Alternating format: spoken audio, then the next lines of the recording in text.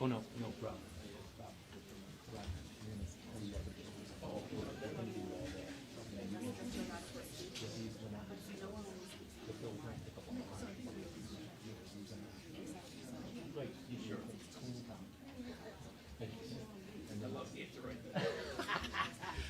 Okay. Thank you all for coming today. We so greatly appreciate you being here. My name is Michael Kane. I am the Director of Advocacy at Children's Health Defense. Welcome to CHD's first Advocacy Day on the Hill. Thank you for being a part of it.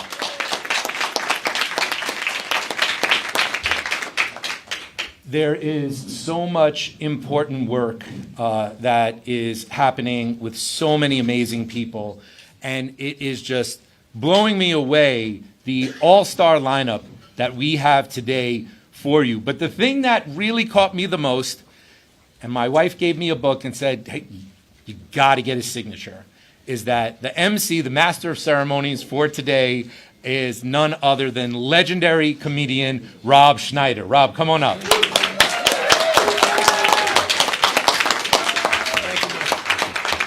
Thank you, Michael. First, I'd like to thank Surgeon General Ladapo for ending his medical career for this fight, putting himself on the line. I'd like to thank Senator Johnson for asking the very important question.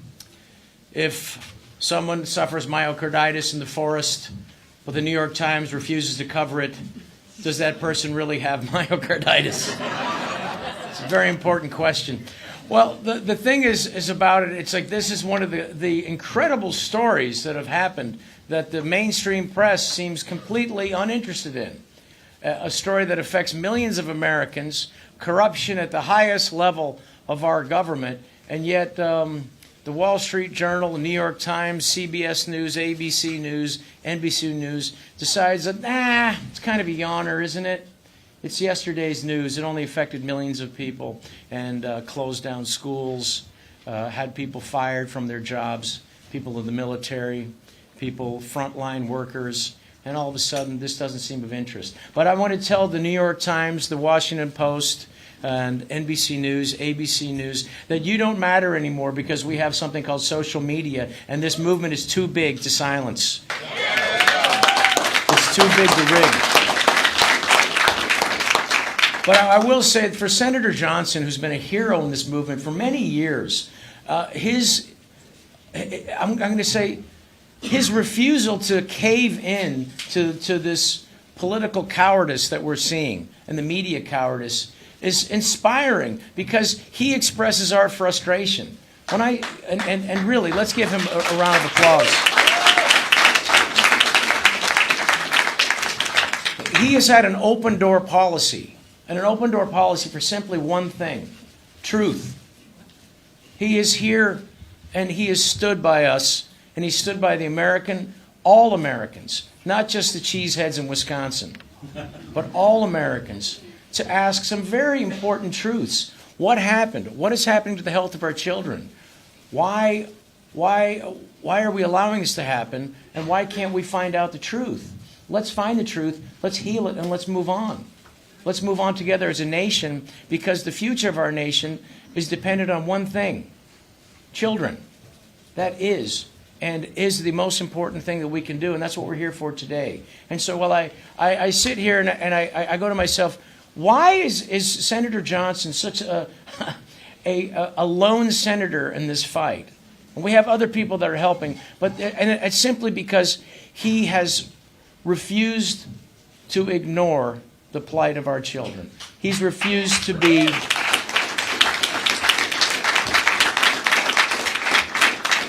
because Senator Johnson, and I mean this in sincerity, he refuses to be part of the lie.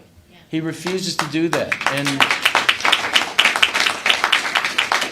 there's a term, once you know the truth, you can't unknow it. And that has been my crime, is that I can't unknow it. Because he had parents, the difference between the pharmaceutical industry, and you could say also big ag is also, and I didn't realize how difficult it was going to be to get a glyphosate out of the food supply. And I will say, though, that the cat is out of the bag. People do know. But we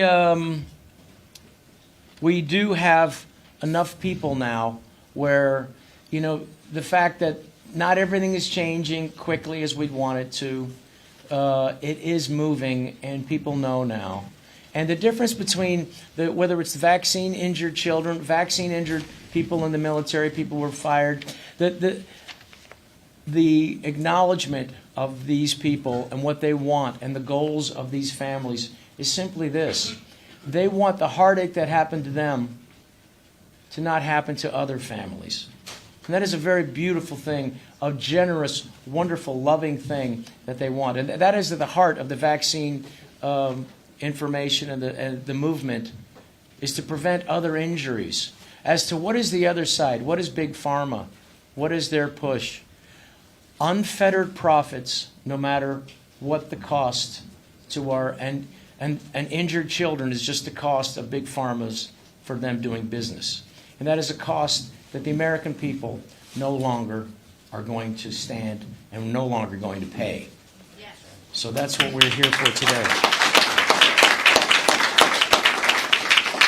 So there was a kind of a bombshell that happened in 1974 that where there was a break-in at one of the hotels here in D.C.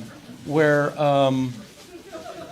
and that seemed to be not affecting every child's potential health in America, but this was a break-in that somebody, and then it ended up toppling the President of the United States. He didn't know anything about the break-in, but he may have known something about the cover-up, and that was very important daily in the news in the Washington Post. However, we have something here, another bombshell report that the government knowingly knew that people were injured, that people were dying, and that the Washington Post doesn't seem to care about that. Potentially tens of thousands. And this report doesn't seem to be of interest to our main steaming pile of media, as I refer to them. But we have a champion of the people, and it's an honor to be in the same room with him. And he is really a champion for all Americans to find out the truth. And simply this, to be courageous. And what is being courageous? It's simply, let us go down the route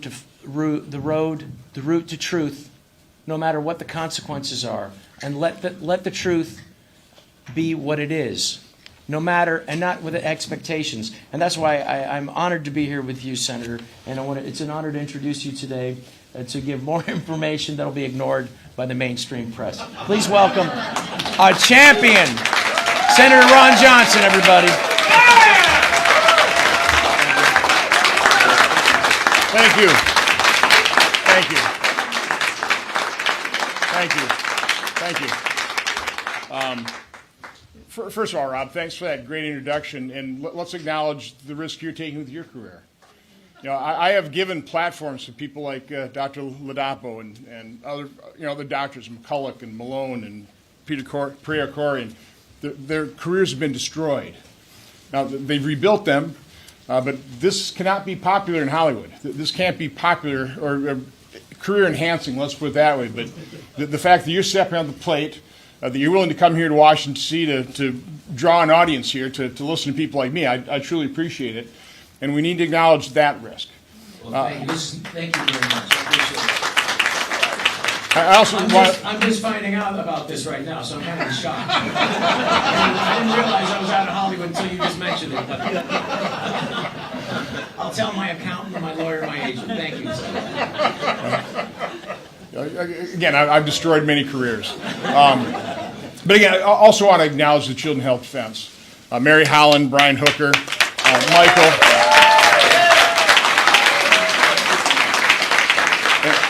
I don't know the full story of the beginning of CHD, but I think our current Secretary of Health and Human Services has something to do with it as well.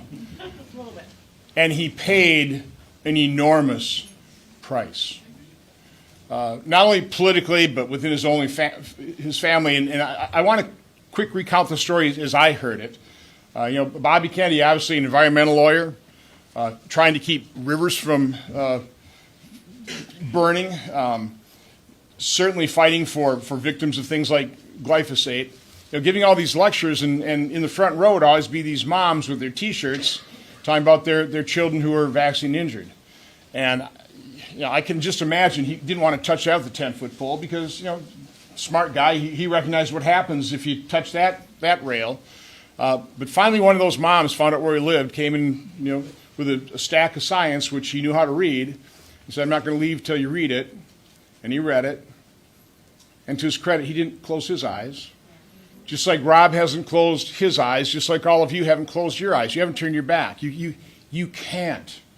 You can't be a decent human being and know what we have now come to learn and turn your back on it and close your eyes. So that's probably knowing the powerful interests we're up against, the interests that destroy careers, destroy good people. The power we have is the truth. And once revealed, again, people are not going to turn their backs on it. So again, I want to applaud everybody, starting with Bobby and Rob and Mary and everybody involved in this movement for having the courage to open their eyes to see the truth, and then to try and get more people to open their eyes. So that's my opening kudos. I absolutely want to talk about this because the legacy media is not. This is, and I got to give all the credit to my investigatory staff at PSI and to Bobby for honoring his commitment to radical transparency when he was being sabotaged and is being sabotaged within HHS. That's my belief. Okay, Bobby, I just believe that. But he forced him to give us 11 million pages. It's not easy to go through 11 million pages. But in doing so, we were able to uncover what I consider is the biggest government scandal in my lifetime. And I'll explain why that is, but let me tell you what the scandal is. We found out that Peter Marks, head of CBER, the Center for Biologic Evaluation and Research, the group within FDA that approves vaccines, and then supposedly do surveillance on safety signals, right? On March 1st, 2021, this is less than 3 months after the emergency use authorization was granted by CBER, was warned by their chief data mining analyst, Dr. Anna Scharsman, who's working with the inventor of the algorithm that was going to analyze VAERS, that algorithm was going to hide and mask safety signals. And he thanked for the report.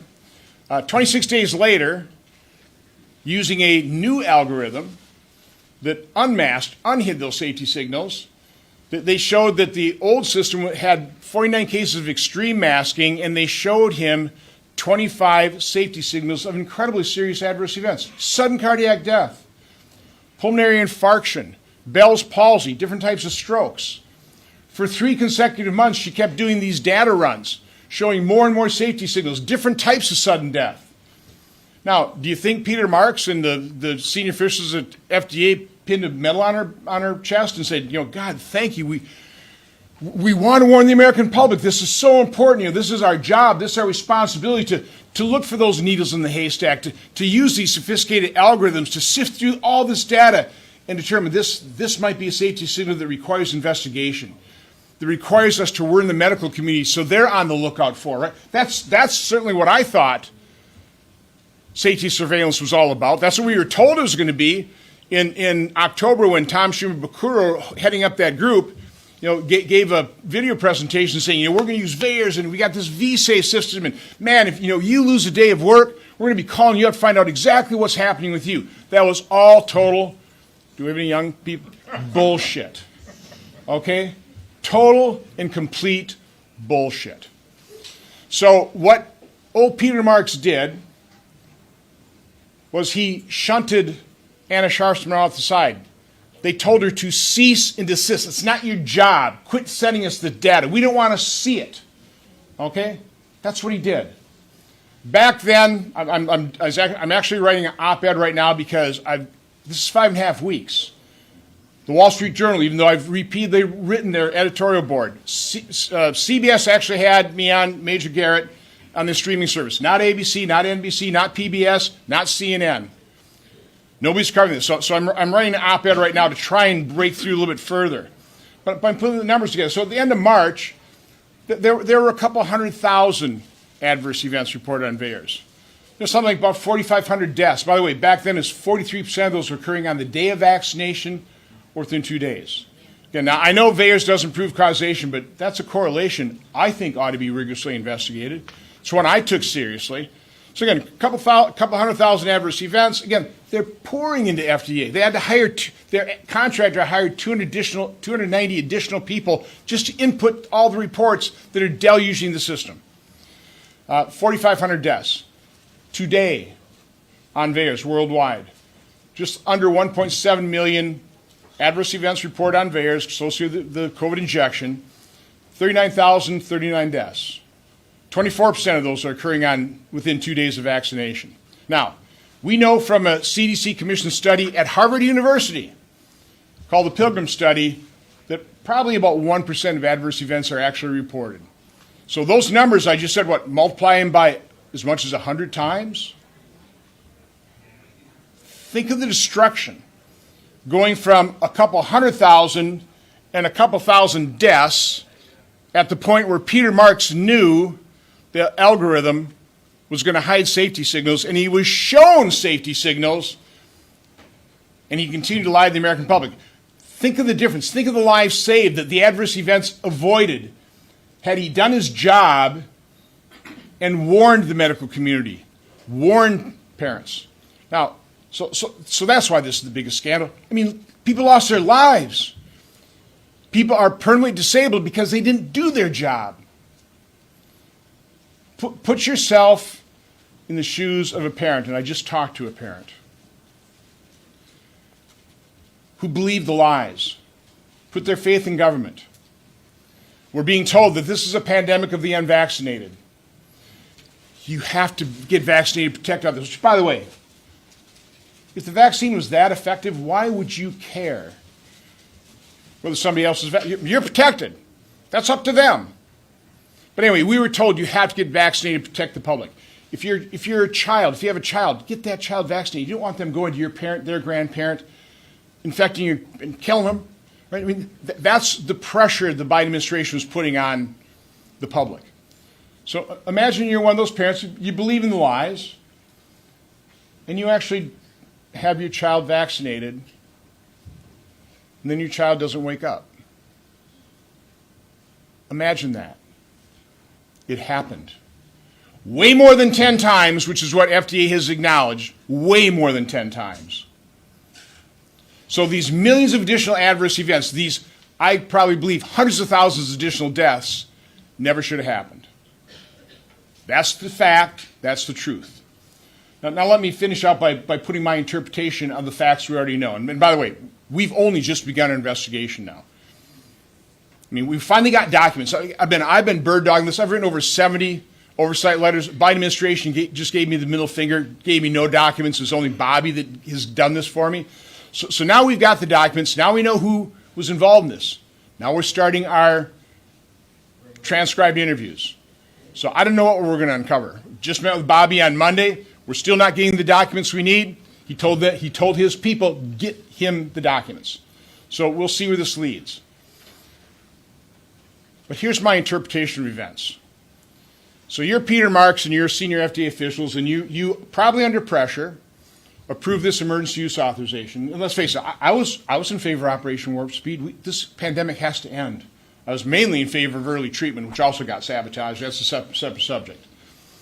So, okay, maybe under pressure, maybe because you're a true believer in mRNA technology, totally novel, never been used, never contemplated to be used for this. Gene therapy, experimental, and you grant that emergency use authorization. And you're just hoping and praying that you've made the right decision, that this is going to be safe and effective and it's going to end the pandemic. Okay, I'll give them that. But now, literally within weeks, these adverse events come flooding, deluging the VAERS system. You're freaking out. I mean, you're literally freaking out, going, I mean, that'd be like somebody who approved the thalidomide over in UK, right? And all of a sudden you're seeing all these babies being born without limbs. You're going, whoa, and I approve this? This is much worse. So now you're seeing these deaths. Back then it was like 46% were occurring on the day of vaccination within 1 or 2 days. By the way, I actually brought this up to Francis Collins at the end of April. Had a group of meeting with a bunch of Republican senators. They're all patting themselves in the back. Hey, we got those PCR tests done, so we can really scare the American public. So I asked Dr. Collins, are you watching VAERS?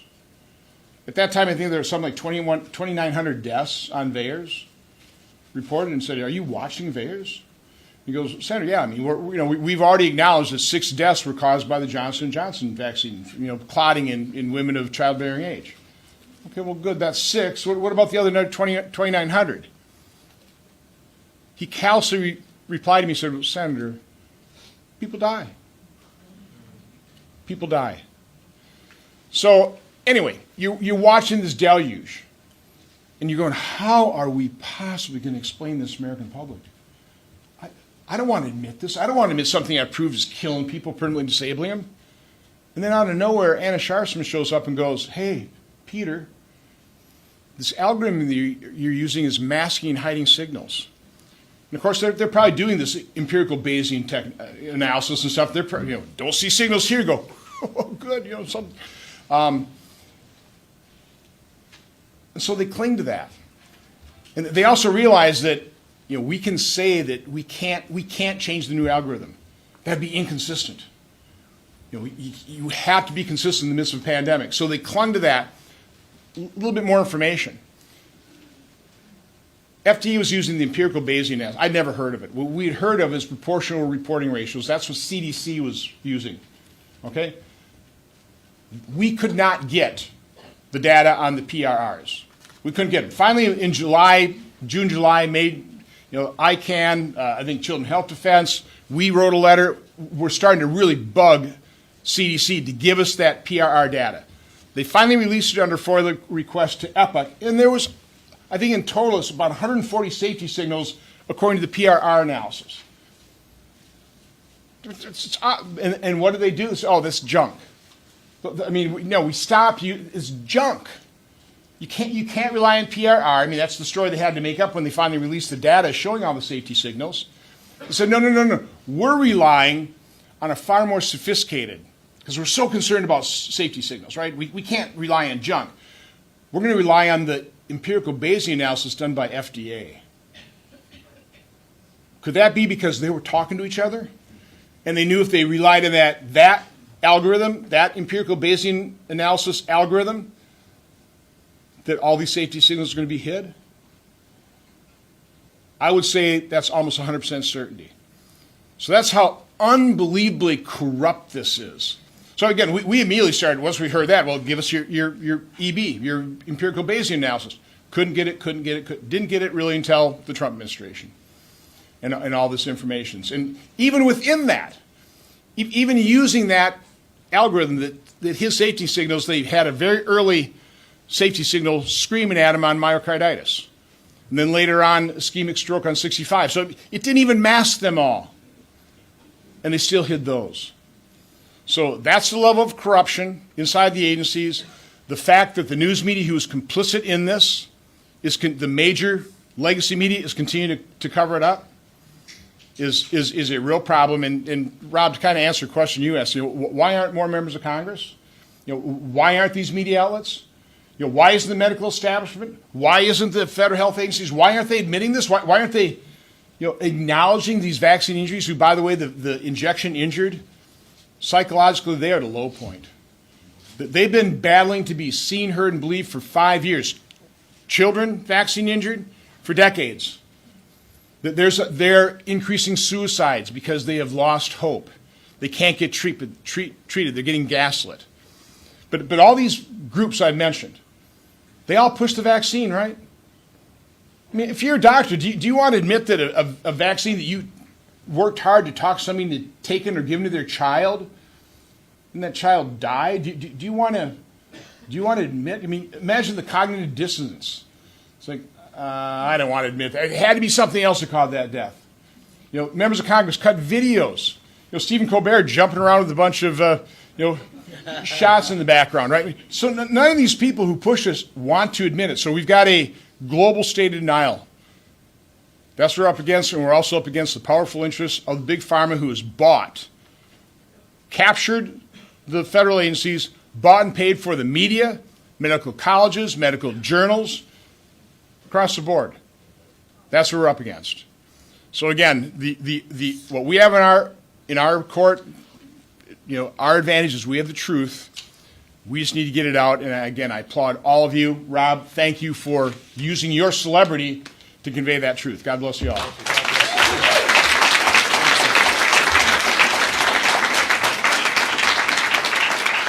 Thank you, Senator Johnson. Kind of a downer, to be honest with you, that speech, to be honest with you. I'm not very True, but kind of a downer. I would say, no, I mean, but truth and getting this out. And I'll just say, like, this is frustrating for all of us, and it's frustrating for you to see it because it's an injustice and things aren't happening. But if you think about the signers of the Declaration of Independence, those guys had their homes burned, everything taken from them, their families. Some of them never saw their families again. They lost all of their wealth. They gave everything, to the revolution, and they didn't get a chance to enjoy the fruits of their labors, their freedom. But the next generation did. And so what you're doing here, Senator, and what the people in this room are doing is that it is this next generation and the children will benefit from this. And this is, the cat is out of the bag, and they're not going to be able to put it back in. I don't care, because enough people, we don't need 100% of the American public behind this. We just like during the Revolutionary War, we never had more, General Washington never had more than 5%. I just looked this up. I just grokked it. 3 to 5%, that was enough to defeat. That was enough. And we never had more than 30% behind the war for revolution. Only 30% of the public. 30% was ambivalent. Kind of like this issue. 30 to 40%, they're kind of ambivalent.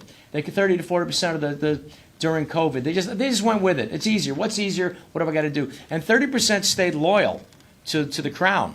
But 30% was enough to defeat the greatest superpower in the history of the world up until that point, England. And the crown. And I'm telling you, we got 30% now. So pharma, look out, because we're coming for you. We're going to change things.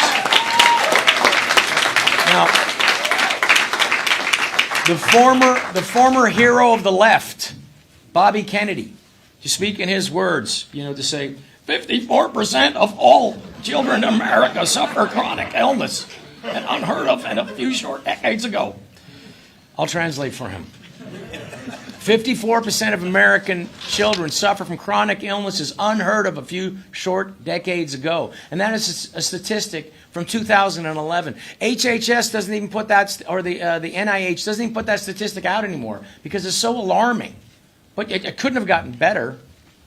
It could not have gotten better. But so you had, during the Biden administration, you had a censorship team at the White House. What did they do in the first 36 hours? They started censoring people through Facebook. And Senator Johnson talked about this. Censoring people through Facebook, censoring people on Instagram, on Google.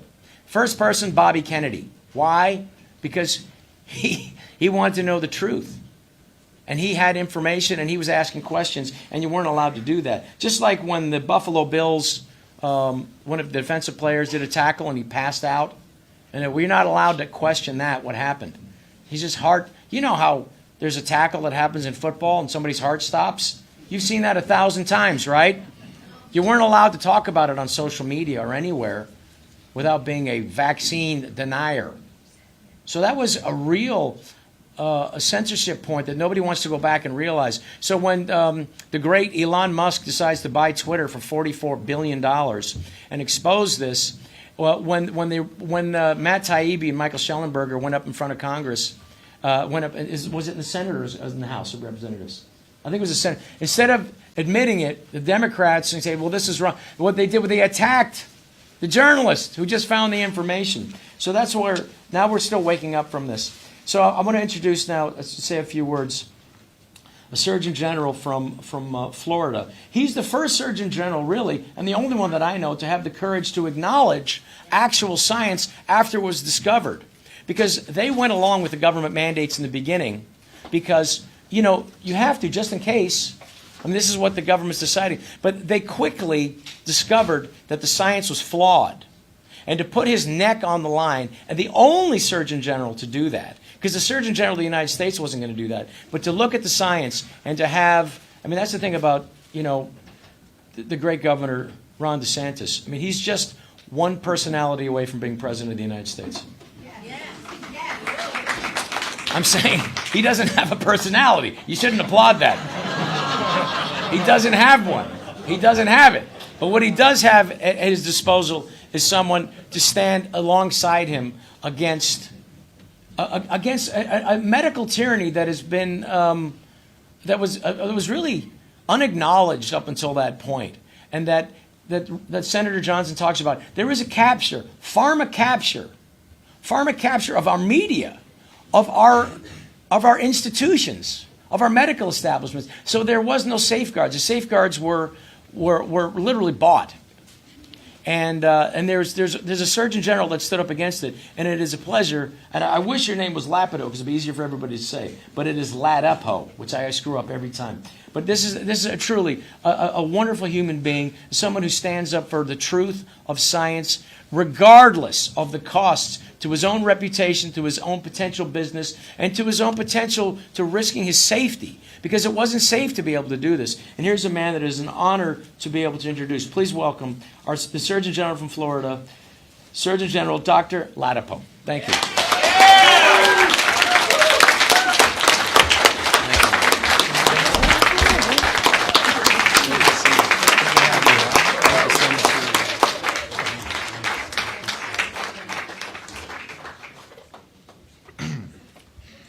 Hello. Well, Rob, so my wife actually just texted me and said the car's not starting, the fob isn't working. So I was like, Google what, I send her a message. So hopefully I think it'll start. My wife she lives so much in the sort of this spiritual and sort of enlightened isn't the right word, but this ascended domain. She's been a huge help to me. I wouldn't be standing here if it weren't for her. The electronics sometimes don't work for her. Just like all the stuff that's not working for us in humanity that we may not have figured out may not work out in the long run, just like doesn't work for her right now. So anyway, hopefully I won't get another ring saying that she's still unable to start the car. I think she just dropped the boys off at summer camp. She did. Yeah, she just dropped them off. So Rob, Rob is mostly right. So California has said that if I return, I can practice medicine. All right. That I just have to sign a document. What was that? It's really short. It just says safe and effective. I sign my name, and I'm all set. They say I can go back to practicing medicine. All sins are forgiven. So that's so you're mostly right, but. So first, thank you for inviting me here today to spend time with you guys from Florida. Thank you guys. I want to first thank Senator Johnson. When we were here, I was here. Oh gosh, I don't know. A few months ago, I stopped by your office, but I wasn't able to catch you. But I want to express my appreciation for your persistence with sticking with reality, even when most of the world, at least the sort of the mainstream media world, wants to insist that something else is reality. So I want to thank you for your persistence. I really want to thank you. I know it's certainly not been popular. I know it's not been easy. Obviously, I know your background is in like business and manufacturing, so it's not even something that you had a lot of prior experience with, but you stuck with it. I mean, you've certainly been right from the beginning, and it's you're the only one doing it in the Senate. There are others doing other things, but you're the only one doing what you're doing. So it's wonderful that you're doing that, and thank you, Senator Johnson.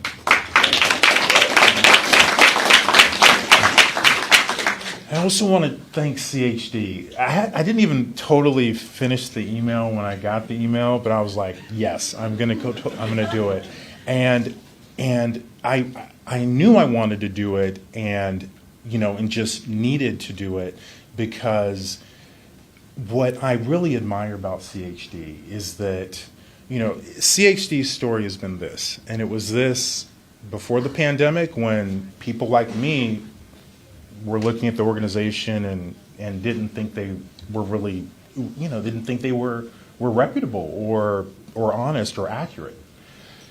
They continued with the same drumbeat during the pandemic, and lots of people started hearing more and listening more, including me.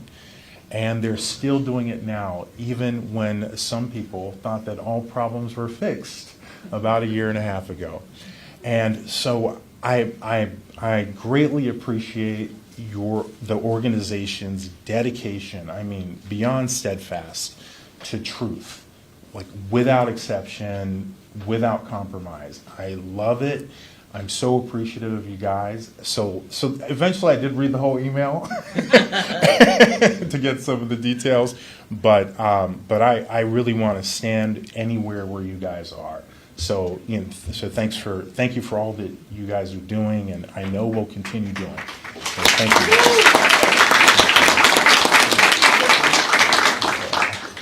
And no phone rings, so hopefully my wife is she's in the car. I was like, honey, I'm actually about to get to talk. So, I'll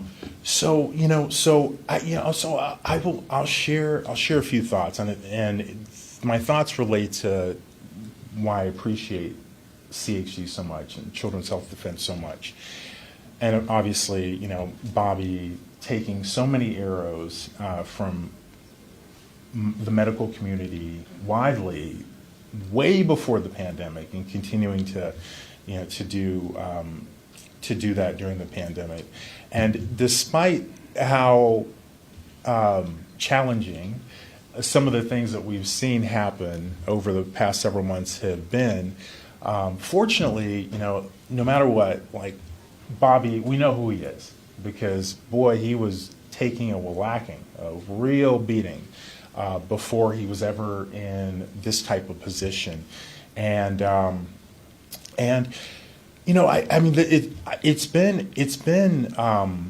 it's been interesting. I was one of the people that when things changed about a year and a half ago, I thought everything was going to change. Before that, it was easy to beat up on the Biden administration. I was fighting with them. Governor DeSantis was fighting with them.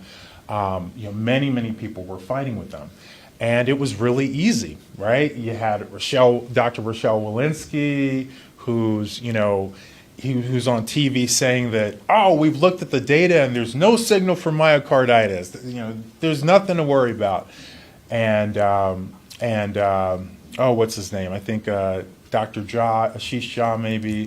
He was at Harvard, and he was he's I think the dean at Brown School of Public Health in Providence, and they would just wheel him out anytime people needed to hear how great the COVID-19 vaccines were and what the truth really was. It was very, very easy, and there were obviously a lot of people in the White House with the Biden administration that just made it really easy to differentiate, to really distinguish ourselves or our position from theirs. I mean, they made contrast really easy. And see a young woman motioning. Is everything okay? Okay.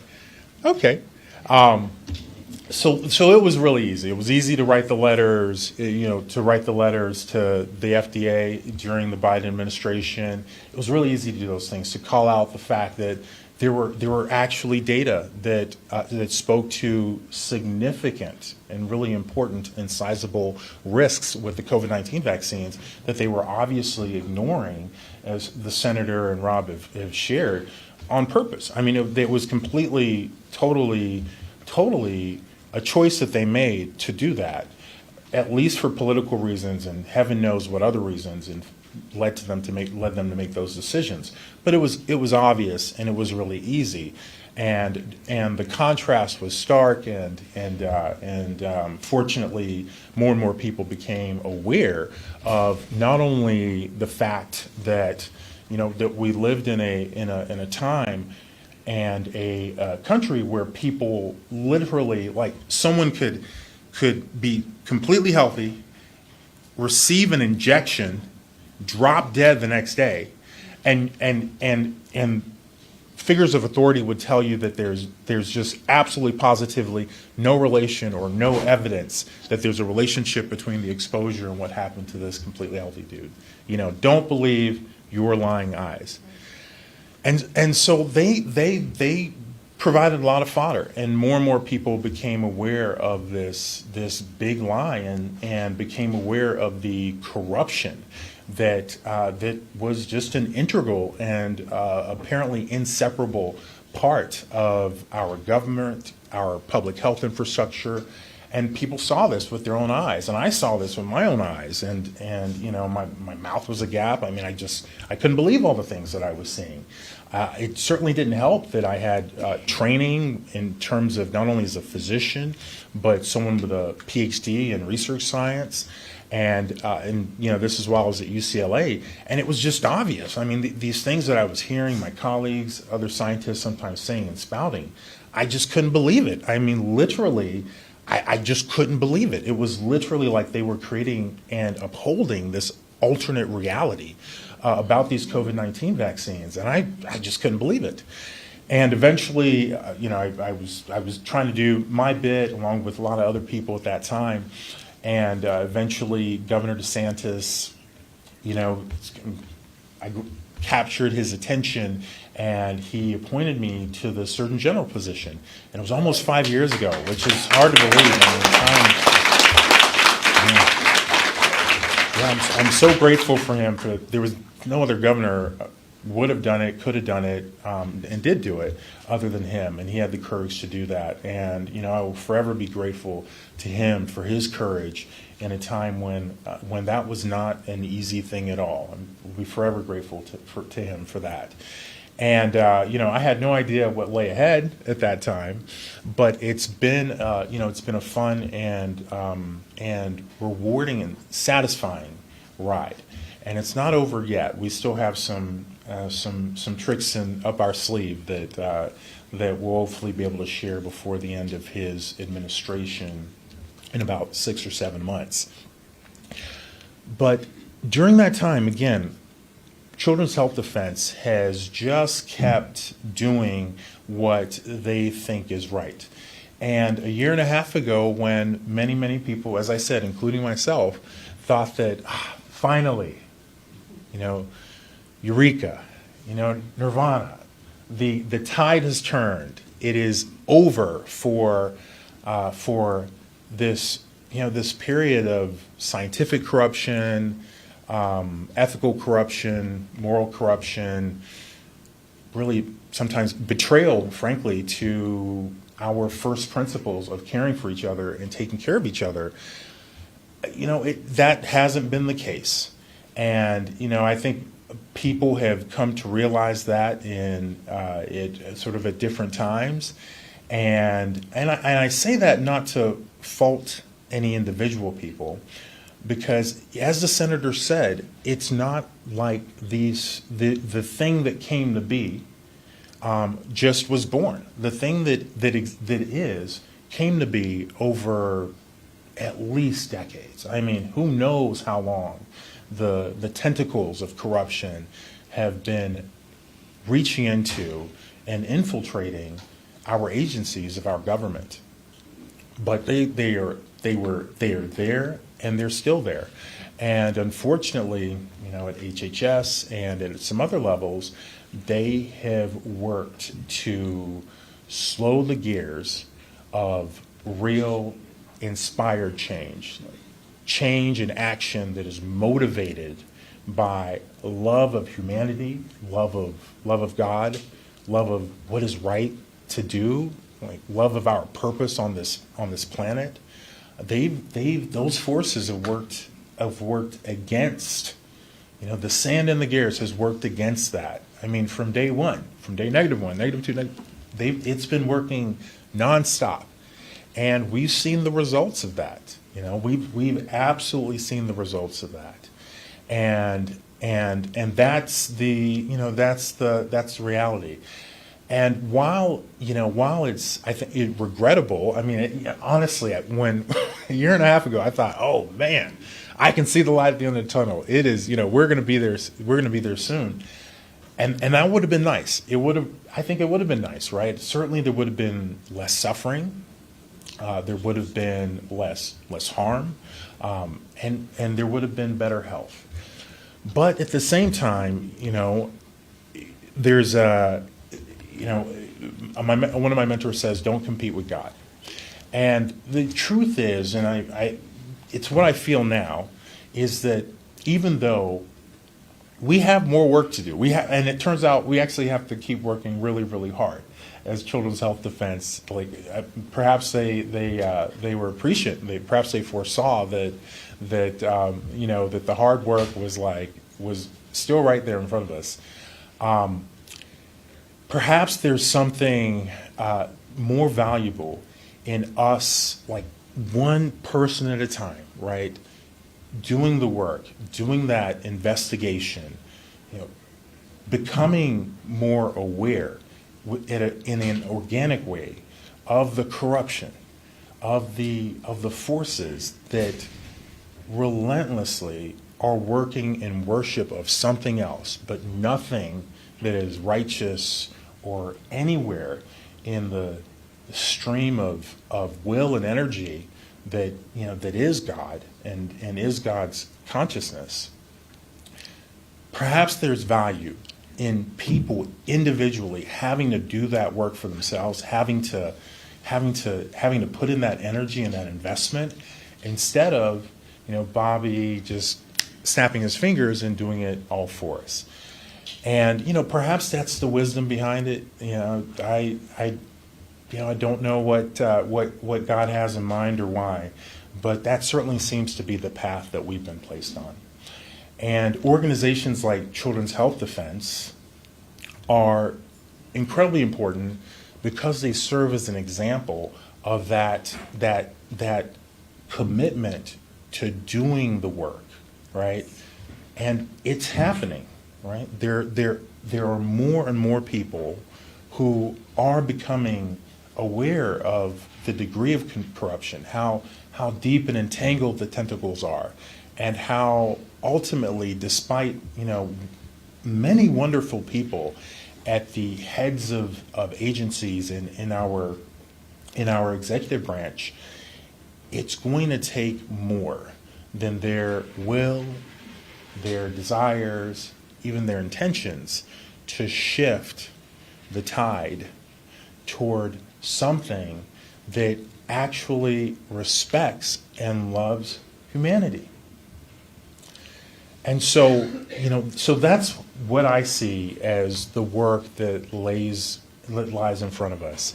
And, you know, that's why I'm so appreciative of every single person who stands up, stands for truth, you know, says to hell with the consequences. I mean, I have so much deep appreciation for you. And, you know, my wife, because she does have so much spiritual alignment and is so gifted in that area, I'm certain that we will prevail. The timeline is unclear to me, but I'm certain that we will prevail. So thank you.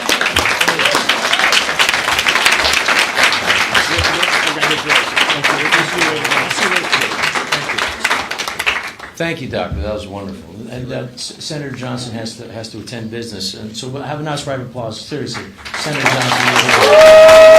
Thank you, Senator. Thank you so much.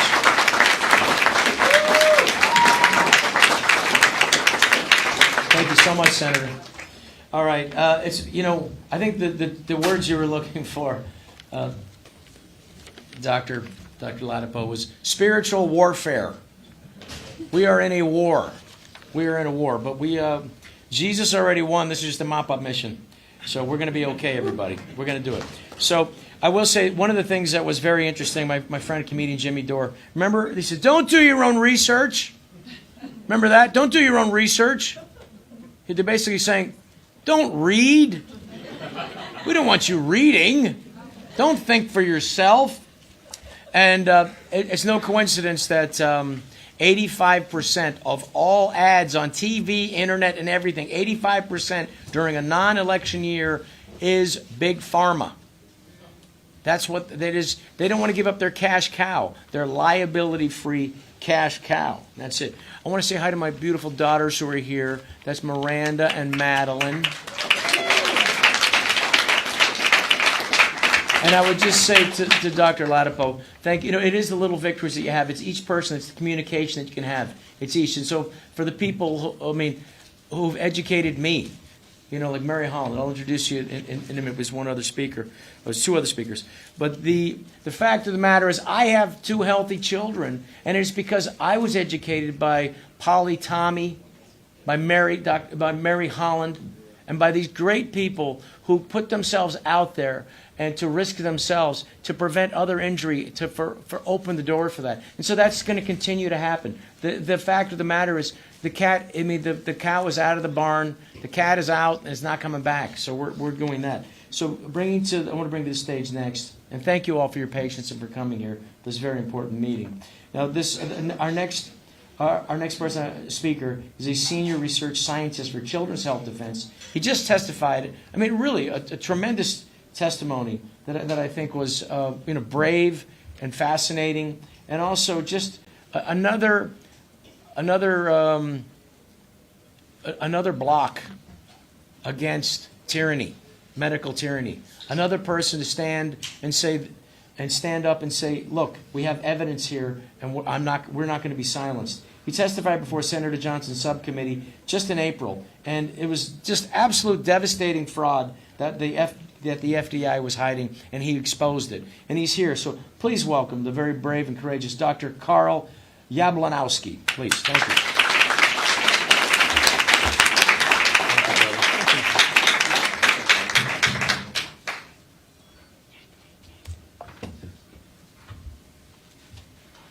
Stephanie, your computer's locked.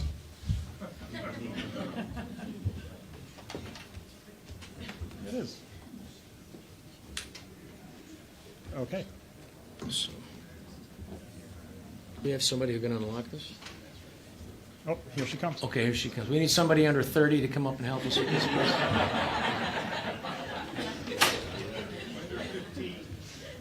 Close enough? We're good. All right. All right. Yes. Here we go. So now you have to get it. Can you help with getting the screen on the PowerPoint? No. Ah. There you go. You're doing it. Oh, Okay. now I can't see it. Now I can't see it. Beautiful. Excellent. I know, just hit that expand button. Look at that. There you go. Beautiful. Let me write down. PhD.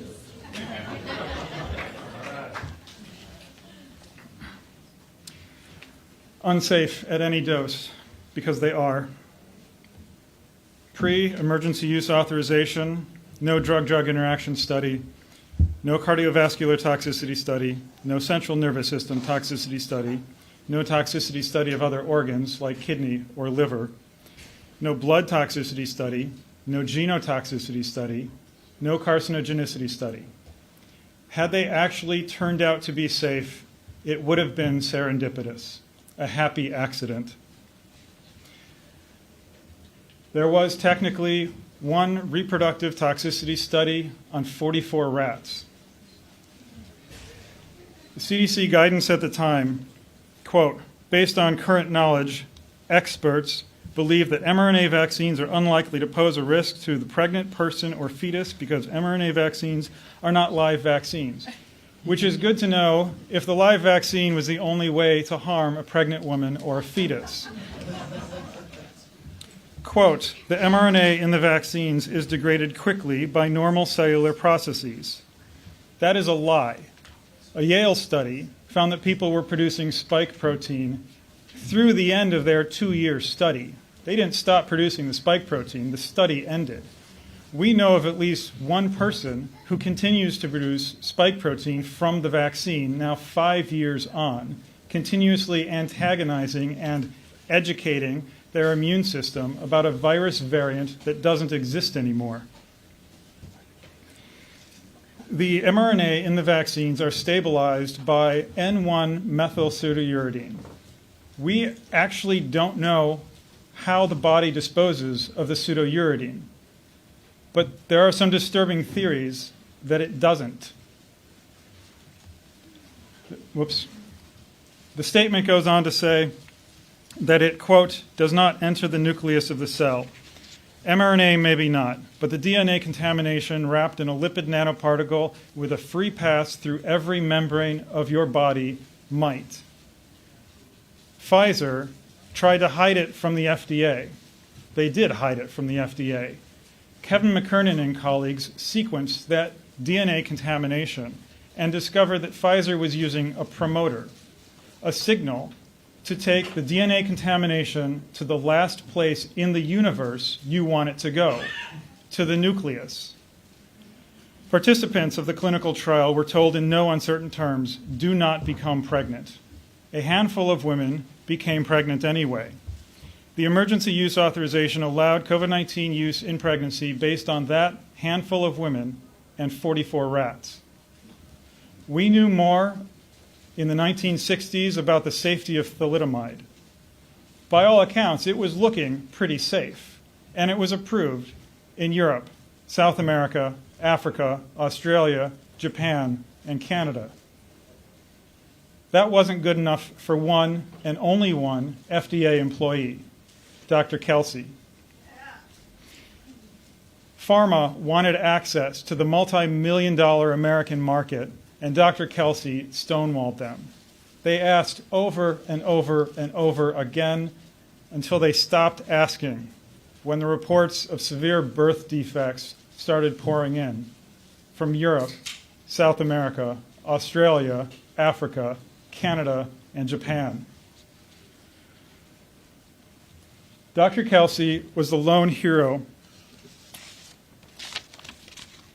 who protected Americans.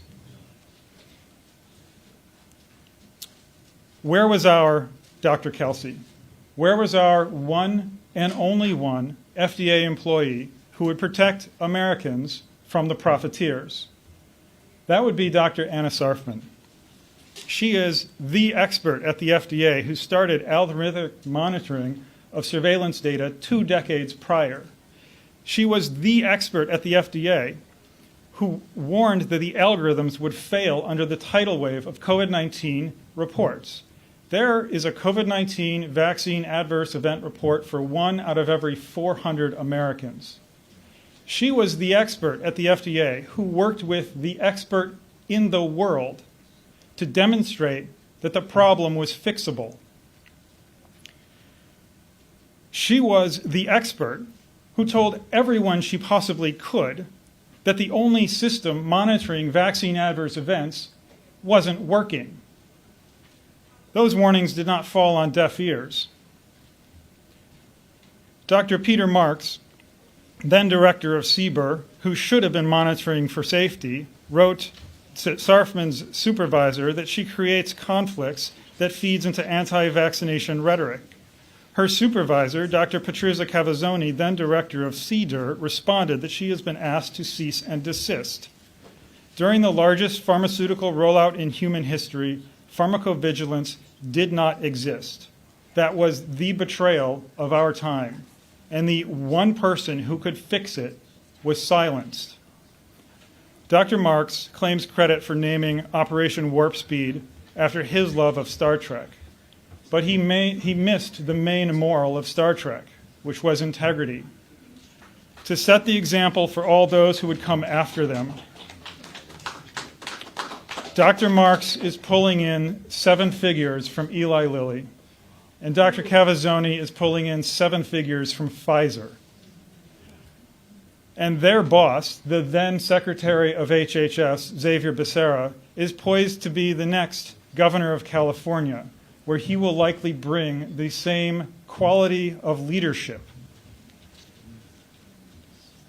In our haste to mass produce vaccines, we strained the system and discovered something awfully damning of the whole system. The U.S. government awarded hundreds of millions of dollars to Emergent Biosolutions to mass produce, manufacture vaccines at their Baltimore facility, followed by a congressional investigation. They cross-contaminated 2 different vaccines and had to destroy 400 million doses.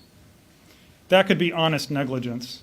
The CEO dumped $10 million worth of stock right before it came to light. He probably thought he was above the law. Turns out he was. He never spent a second in prison for insider trading, which has really got to piss off Martha Stewart. The U.S. government didn't ask for their money back. That's probably nepotism. The FDA had to shut down the facility because paint was peeling off the walls that the mold was growing on. And poorly trained staff had no idea what good manufacturing practices looked like. This is Ross Whiteman, father of two. He is one of several people who were permanently and severely injured by the 1.5 million doses Biden gave to Canada from that facility. A near impossible feat, he was compensated by the Canadian Vaccine Injury Support Program for an injury from a vaccine manufactured right here in the U.S. days before the facility was shut down. Made in the USA doesn't carry the same pride as it used to. Before the facility was shut down, it completed another contract. Millions of doses of Biothrax, the anthrax vaccine, to the Strategic National Stockpile and the U.S. military. Biothrax is the subject of Doe v. Rumsfeld and its illegal mandate. A horrible vaccine where its own package insert associates it with a 20% increase in birth defects. Before it was produced in Baltimore, it was produced in Lansing, Michigan. That facility also failed multiple FDA inspections. We have a lot of questions about Biothrax safety and no good comparator because the vaccine has yet to be mass-produced in a facility that was not shut down by the FDA. Service has one prerequisite: the willingness to sacrifice for your beliefs. If you do it well enough, you get promoted or a commendation. Who would be surprised that when issued an illegal order, thousands would be willing to sacrifice for their beliefs and defy that order? That may sound like a rhetorical question. It's not. The act of answering that question unveils the insidious nature of the order. Let me narrow it down. Would Lloyd Austin, the retired U.S. Army four-star general, then serving as Secretary of Defense, be surprised that thousands would find it their duty to disobey his order? One effect of the mandate of an unsafe and ineffective vaccine that likely had a net negative effect on force readiness was persuasion.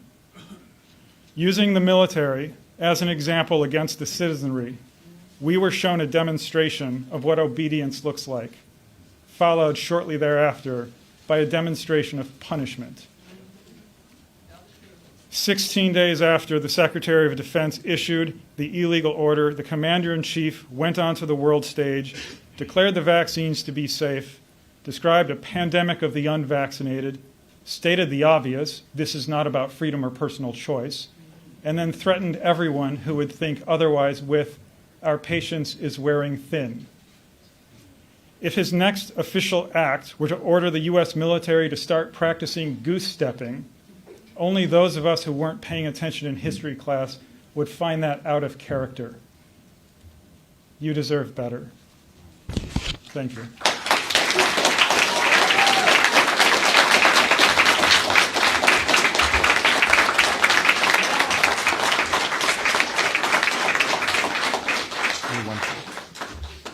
Thank you, Mary. One more time. Seriously, thank you, Dr. Carl Ladapo.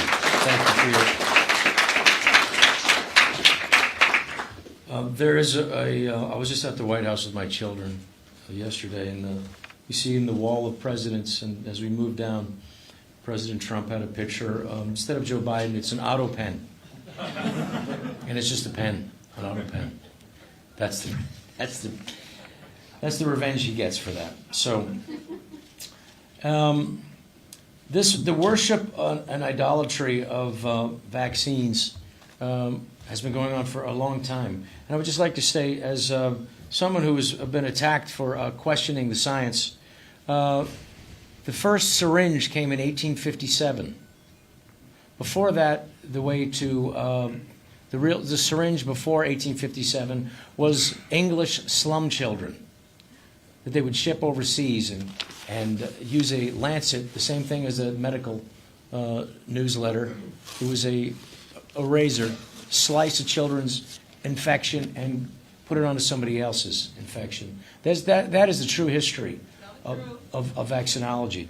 And vaccinology has piggybacked onto the success of, and they'll even tell you this is CDC, what changed, our health outcomes.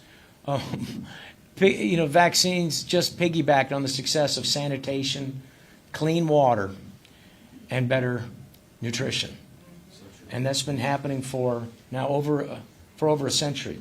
So coming now to the stage, putting yourself out there as a professional athlete is a difficult proposition because you're told to come in there, you got to throw this amount of pitches, you got to do this, you got to come in, you got to hit a bunt, or you got to try to hit a home run, get a guy across. But for to step out and speak about this issue from a professional athlete's standpoint, and as I know from a professional actor standpoint, you're putting yourself out there. And one of the things they don't want any controversy at all. That's why everybody wears the same uniform. They want uniformity. And so I really respect our next speaker for being able to stand up and put on the uniform that represents all of us. And thank you for that. Please welcome Noah Seidergaard.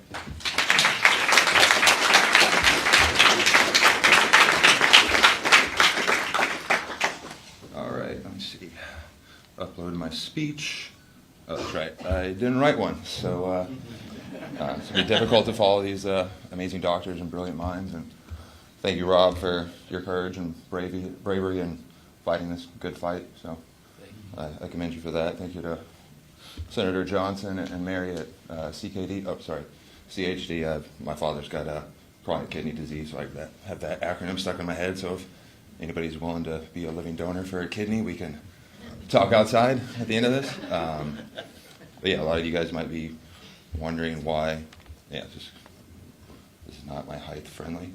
Why a professional or former professional MLB All-Star pitcher is up here doing all this advocacy for human and children's health, because that's the security of our future nation. But now that I'm retired and didn't really have a whole lot to do, I got really bored, and actually my best friend Michael Bowes is here in the audience. He's now the first official Chief Maha officer for Steak and Shake, so he's a pioneer in that. But yeah, once I decided to hang him up, I just got really bored and I needed something to do. Retirement's kind of like a paradox, and it's kind of imprisoning. You have too much freedom. You end up not having much, because I wake up every morning and I'm like, what do I want to do today? So doing things like this kind of gives me a compass and a North Star to strive towards, and just live for something bigger than yourself. When Michael and I just first got into this, we just kind of threw ourselves in the whole Maha community, and it's just kind of taken off ever since. And I'm just extremely thankful and grateful to be here and have this platform to share my story.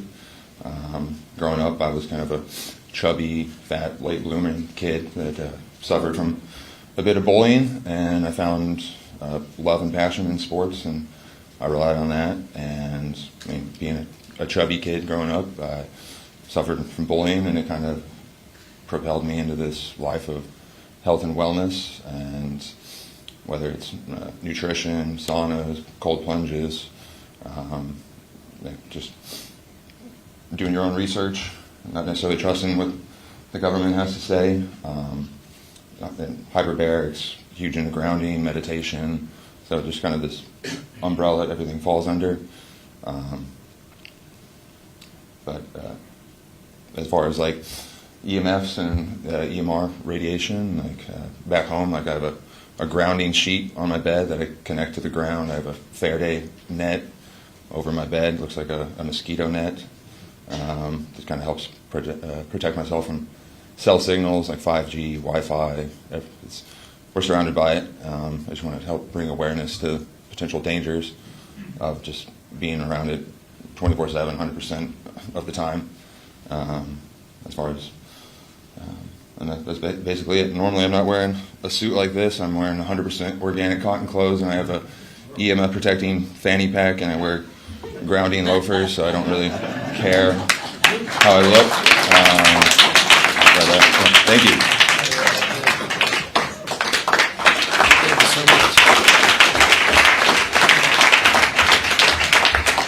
I myself am wearing EMF protective underwear at this moment. Next up is Kyle Warner, Okay. Vice President of Maha Action. Sorry I didn't get to you. That's all right. My bad. Okay. There's another person coming in now. Thank you for everybody for sticking around. So, all right. There's more coming up. I'm blown away by it, but everybody, thank you for coming here. And yeah, I got this on the back here. Thank you. But I was something else I was going to say, and I'm like, damn it, I couldn't think of it now. We'll talk about what Mary was going to come up, and we'll bring up Mary in a minute, because Mary Holland, by the way, I just want to say, it's so hard to talk about this issue from, especially a couple of years ago when you're dealing with so much hate. I mean, it was literally like people, wanting to harm you because you dared to ask questions, and you weren't allowed to. You weren't allowed to say things like, just say no to experimental drugs we don't know anything about.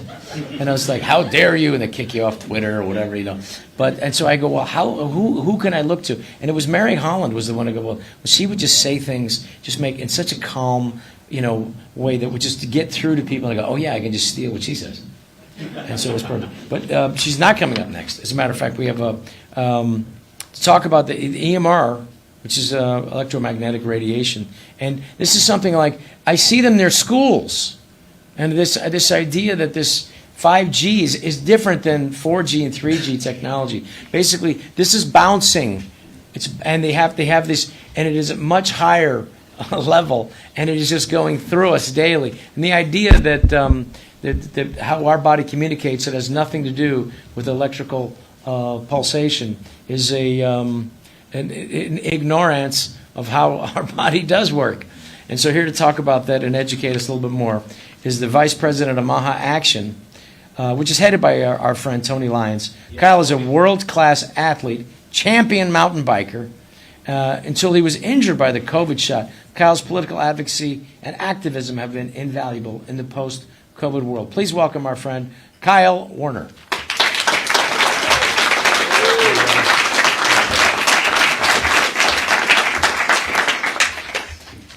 Cool. Thank you all so much for having us here, and it's an honor to be in the room. Before we kind of get started, I just wanted to say thank you to all the people that have refused to look away from all the uncomfortable truths. I think Senator Ron Johnson, whose sponsorship made this day possible, he has given so many vaccine-injured individuals a voice in this town when no one else really would. So just huge thank you to Senator Johnson. Really appreciate him. I also wanted to say thank you to the fearless leaders at Children's Health Defense, like Mary Holland. They've been fighting these battles for so many years and have really carried the torch, and just feel so grateful to be here because of all the work that they have done. So thank you, Mary, for everything.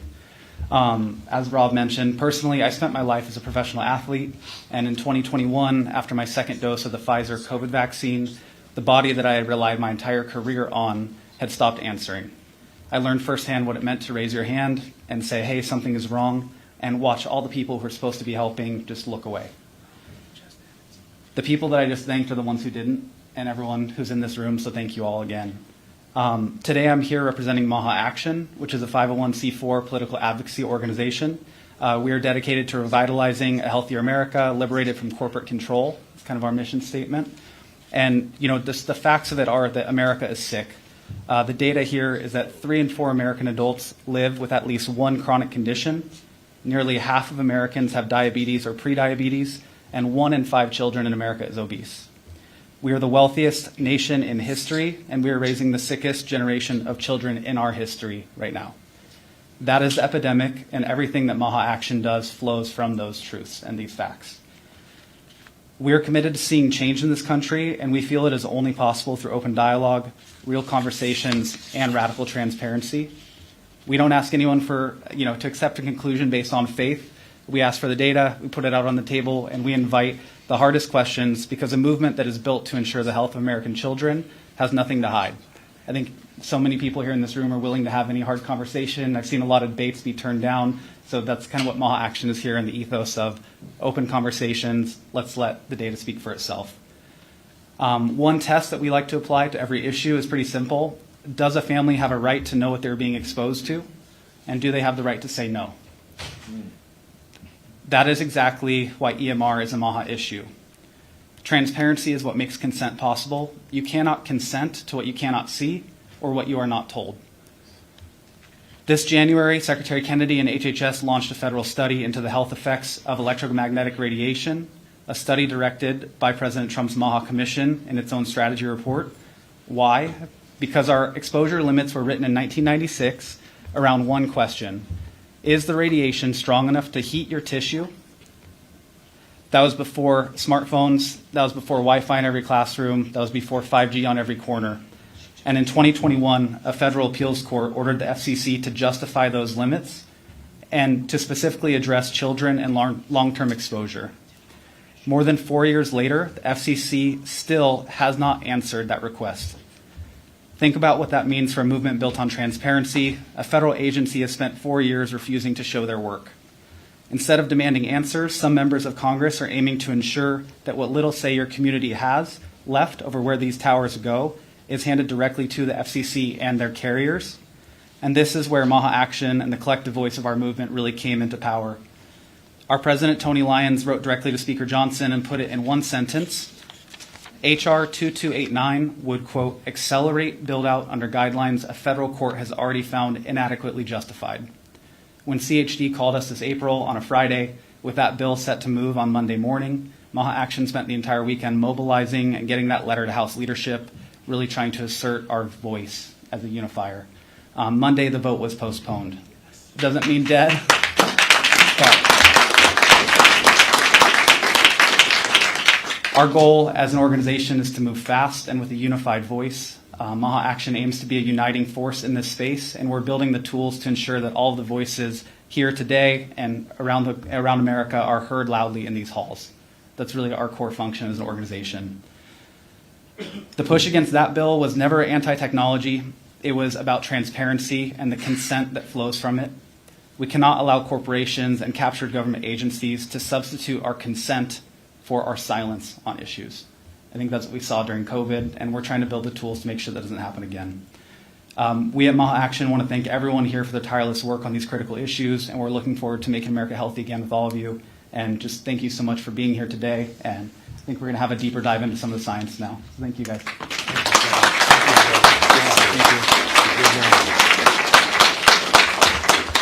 Thank you very much. The United States currently ranks 37th in first-day infant mortality of all industrialized, 37th.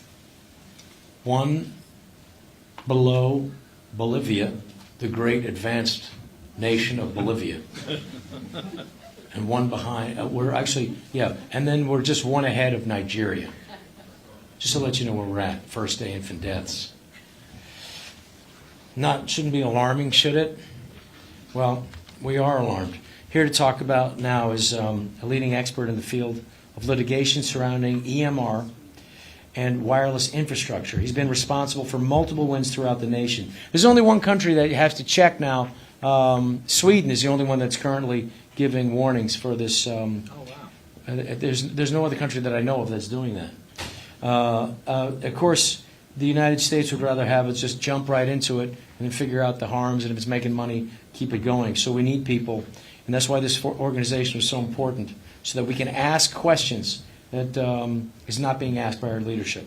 So here to discuss the harms, the non-contact injuries, where cell towers we have, he's been responsible for multiple wins throughout the nation, including a landmark victory in federal court back in 2021 regarding FCC safety standards. Please welcome Scott McCullough.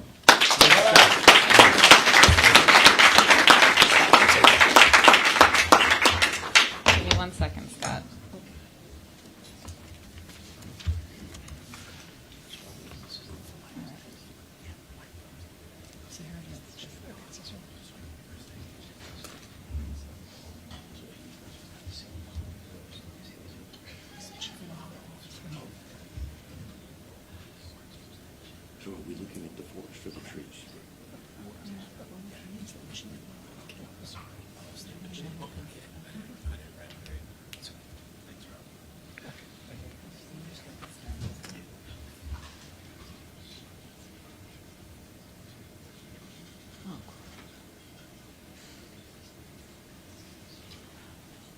Matt, can you?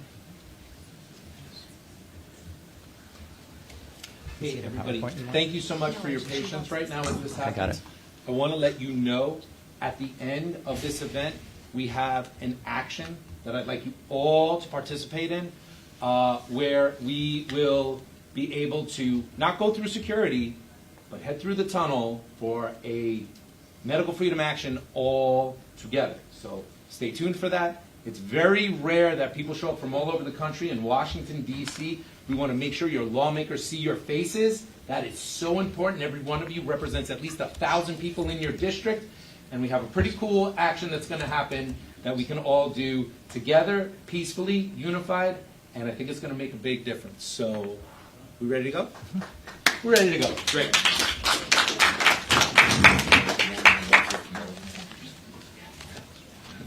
Hello, everyone. My name is Scott McCullough. I'm Chief Litigating Counsel for Children's Health Defense, or EMR and Wireless Program. Thank you all for being here today. I'm here to talk about something that affects families, communities, and local governments across the country. It's a rapid expansion of wireless infrastructure under a federal framework that prohibits local and state authorities from considering vast and strong scientific evidence that wireless radiation at current limits is harmful to living things. Now, let me be clear. This is not about rejecting technology. Wireless technology provides conveniences and benefits. The internet it brings to everyone's pocket is what, for example, allows the social discourse that Rob was talking about, where we can communicate over social media and get around the mainstream media. It has great benefits. It allows access to information that's unimaginable 50 years ago. So we're not against this. But as with all tools, there are ways that it can also be harmful. There's some very significant scientific evidence which shows that wireless towers in particular near homes and schools is harming our children. It's harming the rest of the environment. It is harming all other living things, including, just for example, pollinators, bees. It hurts the birds, the bees, and the trees, and it's certainly bad for children. Now, many people have never heard of Section 704 of the Telecommunications Act of 1996. It was a massive bill, but one section in it started out saying preservation and local control of local permitting authority. And then it promptly proceeded to take that authority away. Local authorities have traditionally been in charge of zoning. They decide where infrastructure goes. And one of the major things they look at is how does it impact the people nearby? Will it reduce property values? Will it cause harm to the adjoining properties? And that's what they do. That's what they have always done. But what this act basically does is take that away for wireless infrastructure. And in particular, it expressly says that a local zoning authority cannot, for example, regulate or control the placement of a cell tower based on the environmental effects of that tower if that tower will be emitting within the limits set by the FCC. Now, you've heard some discussion about the FCC limits, but let's talk about those a little bit more. These guidelines are outdated. They were developed long before we had anything like the kind of wireless environment we had today. I mean, I was there at the time. I was carrying a bag phone. And if there were cell towers around, they were probably 10, 15 miles away. Nothing like today where everybody is completely and always exposed next to cell towers that are coming closer and closer and closer and emitting at higher power. The standards themselves were set based on some studies in the 1980s. They took a couple of rats and they took a couple of monkeys, they put them in a room, and they exposed them to wireless radiation. And they gradually increased the power, and they observed when these lab test animals quit eating. They then reduced it by an arbitrary safety factor, and that's what controls our wireless environment today. Our wireless standards are based on the point at which lab test animals quit eating because they were being overheated. The science today, however, says that there are effects, biological effects, which are, occur at levels far below what we call the thermal level. There are biological responses to it, far more than just if it burns your skin. And when the commission decided in 2013 to take a look at this, because they said, okay, it's been quite a while, things have changed a little, we're going to look at this. All this science came in. Thousands and thousands and thousands of studies. I still have the administrative record in that case. And the science alone, when printed to hard copy, it rises up to here. But the commission in 2019 decided, no, never mind, we're not going to do that. So they decided to just stop the inquiry. Well, Children's Health Defense, that's when I first met them. They engaged me to see if maybe a court might disagree. So we took them to court, and the D.C. Circuit in 2021 ruled that the commission had inadequately explained how these exposure rules adequately protected humans, children in particular, and the environment, because all they looked at was short-term heating effects. They don't consider cumulative effects. They don't consider multiple sources. They don't consider long-term exposures, and they don't look at anything other than heating. So in 2021, the Court of Appeals said, I don't think so, Commission, you better take another look at this. Well, here we are 5 years later, and the Commission has done nothing. So a couple weeks ago, we went back to the court, and we said, Court, they haven't done anything. Could you please order them to do what you told them to do 5 years ago? We haven't gotten a response yet, but we're hopeful that maybe the court will grant relief. But the thing that is at the same time that we have a Court of Appeals decision, which was not challenged to the Supreme Court, which very much undermines our standards today. We have a federal statute that says local zoning authorities, the people responsible for making decisions on things like this, can't say no, or can't say no, not here, over there, if they are concerned that somebody might be made sick. They are forced to accept standards which we know are just simply wrong.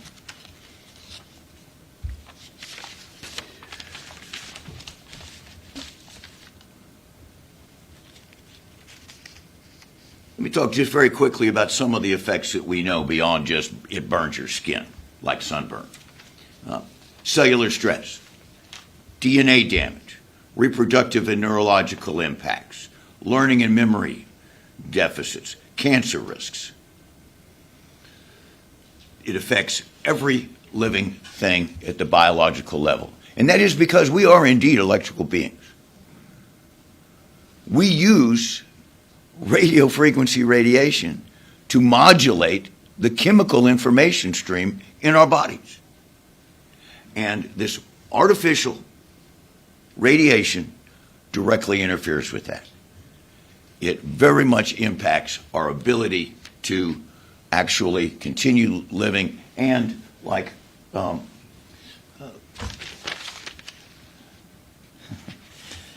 said, things like recovery.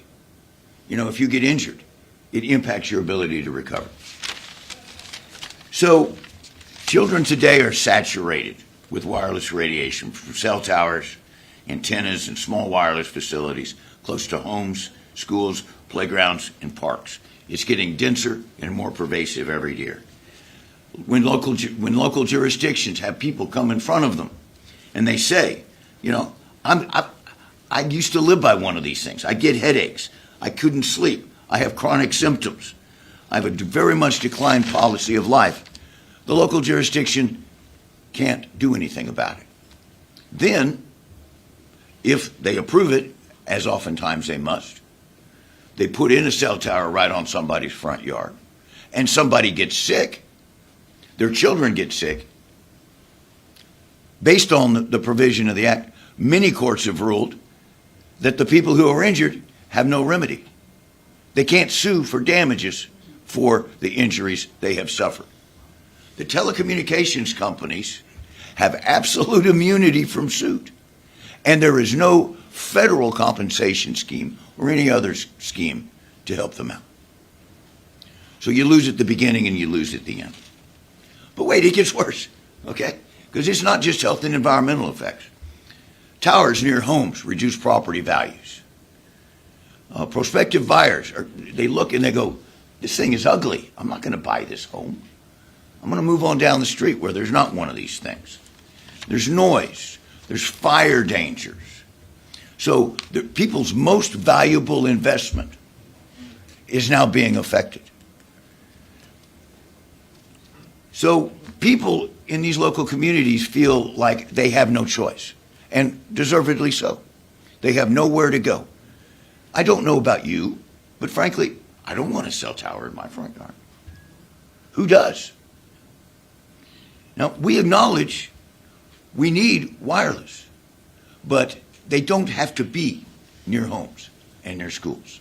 There are plenty of other places where they can go.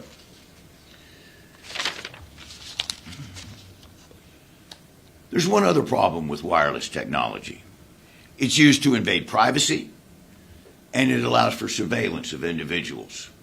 Modern wireless networks are the backbone of these communication systems. It is how all of these things communicate. There's an extraordinary amount of information that goes across these networks. Everybody's personal information is collected, stored, and analyzed. And it is pretty freely turned over to the federal government, to state governments, and businesses get that information and they sell your data. People are increasingly told that these digital things that we virtually have to have today are completely outside of our control. And they don't have anyone to go to complain about it. So really, what is this about? It's a question of autonomy. It is a question of, will we make decisions? How do you make decisions about very important things that affect people's lives? Now, where I grew up, we tended to believe that these decisions needed to be made in the local community. That the folks who are to be impacted by things like infrastructure development should have a major voice in where things are put, what they should look like, how they should be operated. And we think that should be the case here. So we have basically 4 policies that we advance.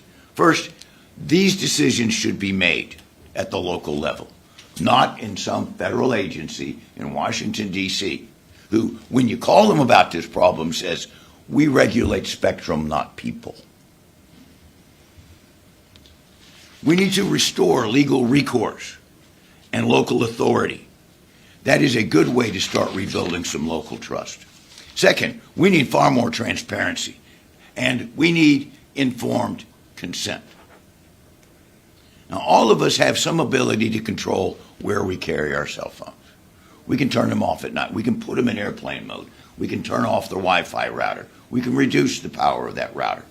But what you cannot do is control what is going on down the street from you or in your front yard from these wireless towers. These things are directly impacting people's lives, but they have absolutely no voice in it. And we are getting an upwelling of demands to restore local authority over this infrastructure. People deserve transparency. The policy should prioritize people, not corporations. There needs to be far more balance between innovation and precaution, between federal authority and local governments, and balance between technological expansion and individual rights. Communities deserve a voice. Children in vulnerable populations deserve a voice. Local governments deserve the right to do what they have always done in decisions of this sort, local zoning and land use, and they should be making the decisions where this infrastructure goes. Thank you very much.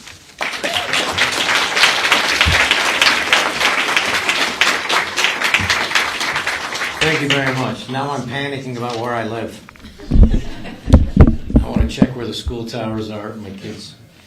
No, that is really a real concern that we have to informed consent. That's the backbone of, that's why this vaccine advocacy is so important, because it really affects everything. You realize we need informed consent for everything. We need the knowledge. We need to be the ones to decide. And for the federal, I didn't even know the federal government makes that decision, so thank you for educating me about that. You don't get to decide. You don't get to argue where your cell phone towers are. You can't say anything. They can put it on your lawn. That doesn't seem fair.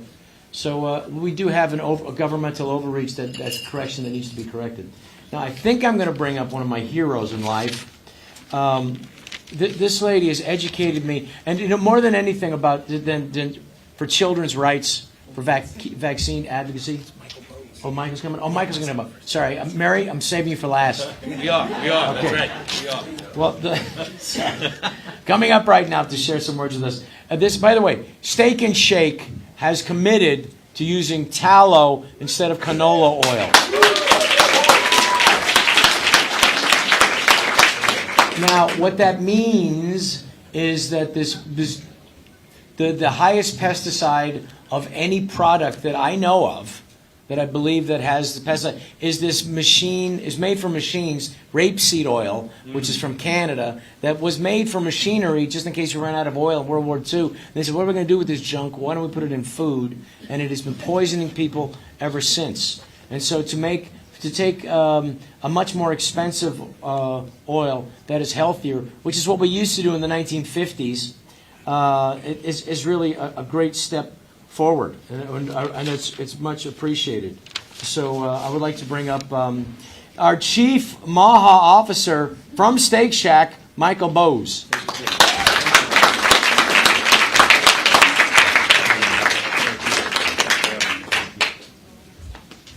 Yeah, I won't take too long. Honestly, I wasn't expected of speaking, but came in here and had the blood pressure boiling, and so figured I had to speak. So, and I guess I just got off a plane, so the recirculated air, and we want to talk about EMFs. It's probably affecting my brain right now. But yeah, anyway, look, I have a lot of admiration and devotion to Secretary Kennedy. And honestly, President Trump as well. Secretary Kennedy wouldn't be in that role. Stephanie Spear wouldn't be in the building if it wasn't for President Trump empowering that. I never thought in a million years I'd work in D.C. I was a private sector guy, making money. But I knew that the system was broken. Personally, I had my own health journey. But beyond that, what I really started seeing the cracks in my questioning, early COVID, I was 2 weeks locked down. I'm good. I'm going to be a good citizen. And then my dad was an early COVID patient, and so he had a fever for about 2 weeks, and he was obese. So anyway, he goes into the hospital one day. He's like, "Look, enough's enough." Well, I pull up. They're not letting anyone go in the hospital. All right, and I actually I worked in healthcare sales, so on top of not being allowed to go in the hospital, they weren't letting us call in. So I call in. I said, "Well, I'm actually in healthcare." And so they're like, "Oh, okay, I didn't realize that." And they connect me to the doctor. And so I'm like, "Hey, can you give him a dose of hydroxychloroquine and et cetera?" And at the end of it, they're like, "So what profession or what specialty are you, Dr. Bowes?" I was like, "I never said I was a doctor. I said I worked in healthcare. There's a difference." But anyway, so they put my dad on oxygen. This is like 9 o'clock at night. And he's like, "I feel so much better. I feel like a whole new person. I'm so glad I did this. This is amazing." I'm like, "Okay, great." So I go to bed. 2 a.m., phone rings. "Hey, your dad, everything fell. He's on a vent." I'm like, 2 a.m., middle of the night. I'm like, how the hell did this happen? He was on oxygen. This is great. He felt normal. So anyway, a week goes by. He's on a vent. And I call them and I say, hey, I'm seeing some studies out of Italy about high-dose vitamin C. Is there any way you can just put some vitamin C into his bag? And they say, there's no studies around that. That's quackery, blah, blah, blah. And I'm like, is vitamin C going to kill my dad? They're like, no, but you're going to have to pay cash. I'm like, I don't care. Sure enough, they do it. 24 hours, he's off the vent. So then, well, he had full renal failure at that point. So they were doing dialysis. And, every time you pull dialysis, you're pulling electrolytes. You get a little woozy. Sometimes you pass out. So another time they call me. They say, hey, your dad's unresponsive. We're going to have to throw him on a vent again. I was like, guys, did you just do dialysis? Yep, we did. Doesn't matter. We're going to have to put him on a vent. I was like, just wait 40 minutes. Just wait 45 minutes. If he doesn't respond, you can put him on a vent. 15 minutes later, he wakes up. I'm like, all right, enough's enough. We pull him out. We get him home. They told us that he was going to die. We get him on cabbage. I get him the PEMF pad to put on his kidneys. Kidneys turn on 3 days later. It's like it never happened again. So anyway, this is where my curiosity of questioning the system really comes into play. So flash forward, I go to the inauguration. I walk out of there and I'm like, I'm tired of working for money. I would hate to see these 4 years come and go and not make a difference. Next thing I know, I'm senior advisor at HHS. And so it was exciting. And what I learned was there has been a lot of capturing in every area. I mean, the reality is the system is broken. I think there's great doctors. There's one right here. The people don't have ill intent. The system and the motivations around the system have created a broken one. Like, why are our outcomes so far different than peer nations, right? So I go in there, and I'll just give you some examples and let you just kind of question the world around you. So one, on the nutrition side, we're working on the dietary guidelines, and everything is around the seed oils, and all the data shows that they're healthier than traditional oils. By the way, we've been eating tallow for centuries, right? Well, then I find out that there's this NIH scientist who figured out that the Minnesota Heart Study was really the first step in seed oils being proclaimed to be healthy. Well, the reality was that study showed that it lowered cholesterol. What they failed to mention is they hid the mortality data around that. And Chris Ramsden actually figured this out. They called him the Indiana Jones of nutrition. He was working on linoleic acid for migraines, I believe. And he just went down this rabbit hole, showed up to the home of the scientist that conducted the study. He had passed away. His sons live there now. Goes in the attic and finds the hidden mortality data to show that actually the individuals that had consumed seed oils had higher mortality rates. So it was all, basically this whole theme started around it lowers cholesterol, so we're going to then imply that it prevents heart disease, which then implies that it's better for mortality, but they hid the data around that. So again, just questioning the world around this, and I think educated curiosity. One of the other great things, and it's still on the website today, I'm surprised that it didn't get shut down yet. So I was doing, Stephanie Spear would always let me just kind of go rogue on a lot of different things. And so one day I was doing this work around NASM, the National Academies of Medicine. They have a lot of influence on studies and what's being conducted. So I look up this, I go down a rabbit hole of the current president, and there's this group called the Global Pandemic Monitoring Board. So I'm like, what's a Global Pandemic Monitoring Board? So I look this thing up. It's an organization that is funded by the World Bank and WHO. Past board members, Fauci, former CDC director of China, Bill and Melinda Gates Foundation.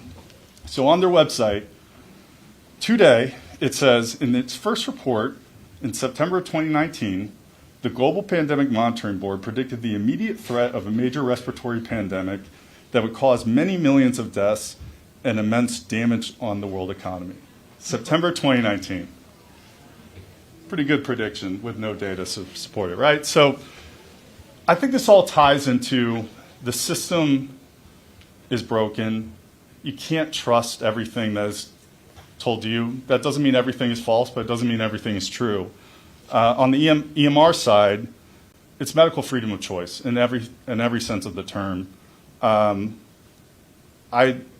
Sometimes I wish I could go back to 2023 me, where I just saw a headline and believed it for what it is. But the reality is media has been captured by Big Pharma. And I saw it in the building where, constantly they were portraying dysfunction, the president's not aligned with the secretary, and all the while, like, none of this is occurring, right? So I have learned that any major media story you read, there's a special interest behind it, bar none. There's the days of a reporter being curious and doing their own research, it's gone. And one of the biggest eye-opening ones for me, I think, Rob, you may have mentioned this in one of the salons, is someone said, have you ever recognized that a few years ago there was this whole body positivity, big is beautiful, if you got skinny, you almost got canceled.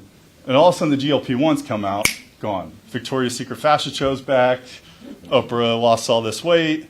Okay, what drove that, right? Like, I mean, correlation's not always causation, but it's kind of interesting there. So, look, I encourage everyone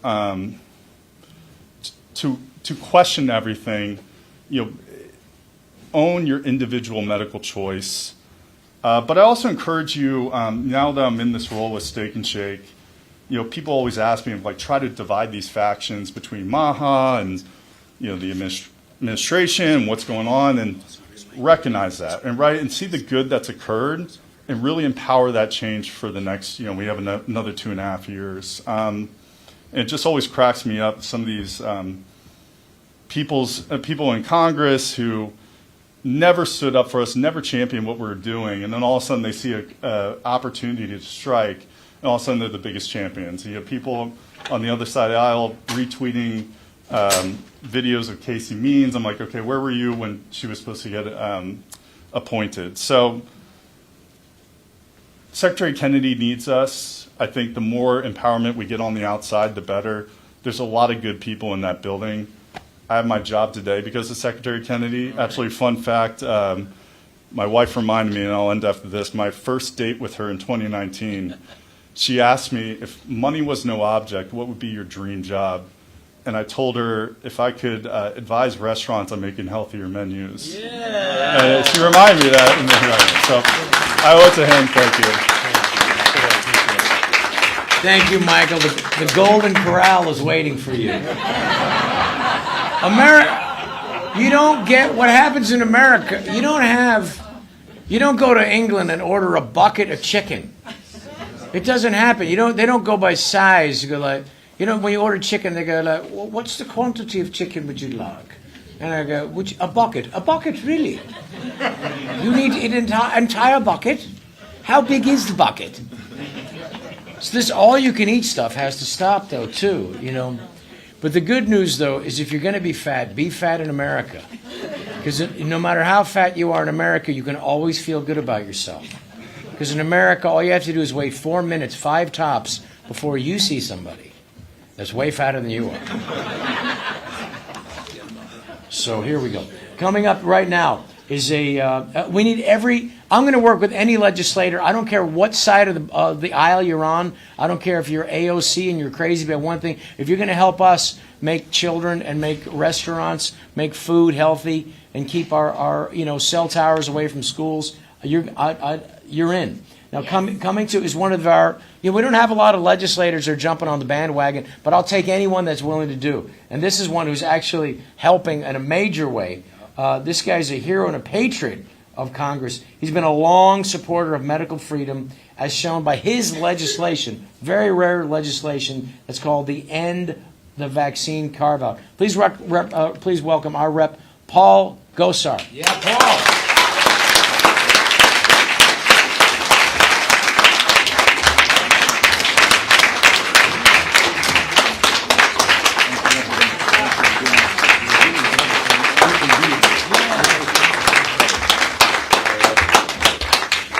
We can do this. Let's go. Well, it's very rarely that you get a chance to share a stage with Rob Snyder. So I had to do it. Waterboy. Waterboy's a cheater. Well, thanks for the very kind introduction. And it is an honor to join you today. That so many dedicated Americans who believe in transparency, accountability, and informed consent should never be controversial. I also want to recognize my friend and colleague, Senator Rand Paul.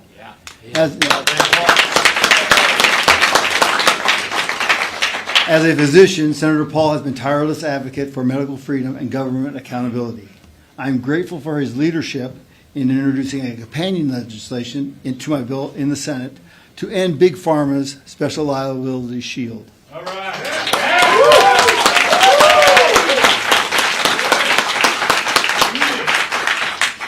This is a fight we're proud of leading together. For nearly 4 decades, vaccine manufacturers have enjoyed a special carve-out, a legal protection that no other major industry in America has or receives. If a product causes harm, Americans generally have the right to seek justice in the court of law. But when it comes to vaccine manufacturers, that fundamental right has been severely restricted. That's wrong, absolutely wrong. As a dentist and a healthcare professional, I believe in informed consent, transparency, and accountability. Those principles are not anti-science. They are the fundamental and foundation of good medicine. That's why I introduced the End the Vaccine Carve-Out Act. My legislation would repeal the special liability protection under federal law and restore the ability of Americans to pursue claims through our civil justice system. The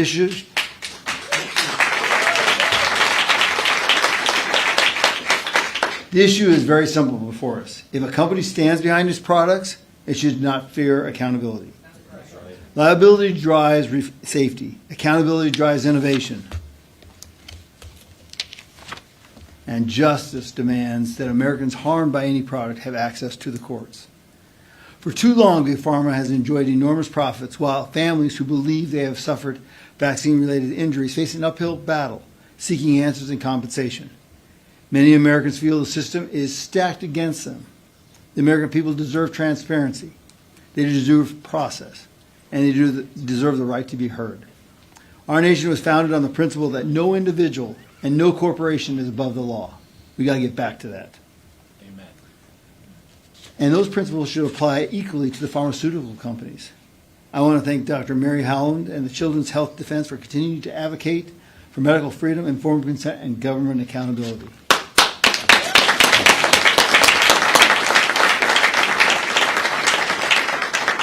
While others are trying to shut down the debate, you continue to ask important questions and demanding transparency from powerful institutions.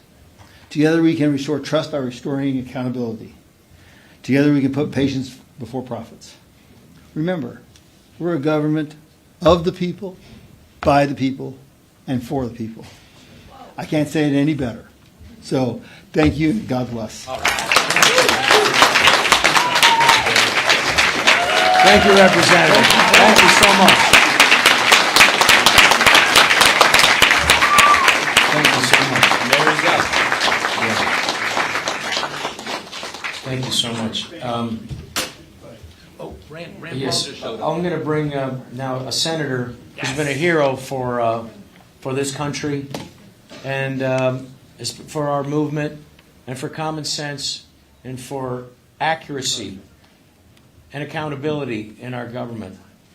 Though it's been frustrating for us to see that there has been a lack of accountability in our government for the COVID conspiracies and lies, the accountability that we were able to get, the justice we were able to get, was to watch Senator Rand Paul make Tony Fauci uncomfortable every time he had. Yeah! Now, yeah, that will be arrest Fauci. You know, honestly, it's like seeing, that was the justice that we were able to have, because what it did was it exposed the lies. And it was able to do that in a way for all the American people who wanted to see the truth. They were able to see the absolute opposite of the truth on Tony Fauci and hear the common sense, bravery, and courage of somebody who really does represent the highest levels of what our government. And when you think about John Adams, the second president of the United States, this was an attorney, this was a doctor, this was a guy who thought the highest thing you could do to serve your people was to be a politician. And there's very few of them that stand with the honor and integrity of this next speaker. Please welcome Senator Rand Paul.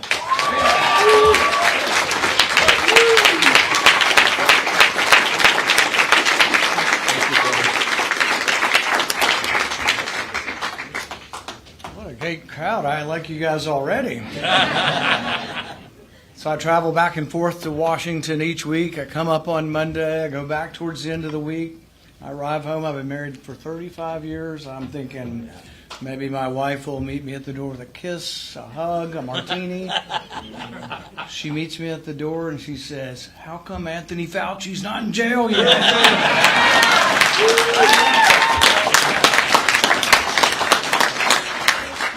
It's not for lack of trying. I referred him twice to the DOJ under Biden administration, and I've referred him twice also. We detail the accounts, what his crimes are, and we've sent it to the Trump DOJ as well. We just haven't had any luck. Now, if you read the internet, which I don't really recommend, particularly the comment section, but if you do, people are angry. They're angry like, why have I not prosecuted him? It's like, because I'm not a prosecutor. I don't have any power to prosecute him. I wish I could. So I joined my wife's unhappiness and everybody else that wants to do more. He also was given this little thing called a pardon, so we do have a problem. But I tell you, there have been a couple of advancements that give me some hope that there may be more to come. One, we're trying to bring him in for testimony. We've been negotiating this for a long time. You can try to force people to come in, but then you go to court, and it'll be difficult for me to enforce my subpoena probably. Or we try to convince him. We've been in the convincing stage and getting more data from him for over a year. Senate Sergeant at Arms. Yeah.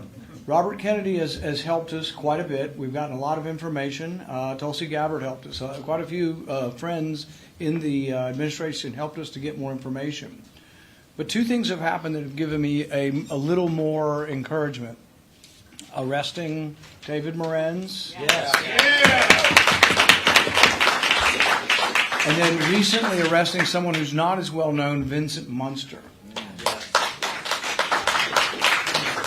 David Morenz was the guy, many of you know these stories, but he went to the FOIA lady at the NIH and said, hey, how can I stymie these people? How can I stymie the law, not let them have any information? And he said, and the FOIA lady, I can't remember her name, she says, well, you could misspell people's names.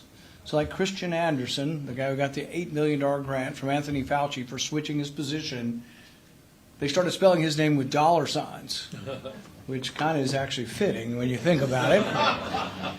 But if you do dollar signs, his name's not Anderson, it's Anderson with a bunch of dollar signs in it, and so he doesn't come up in a search if you're trying to find information about what's been going on. But anyway, they finally caught him. He said that,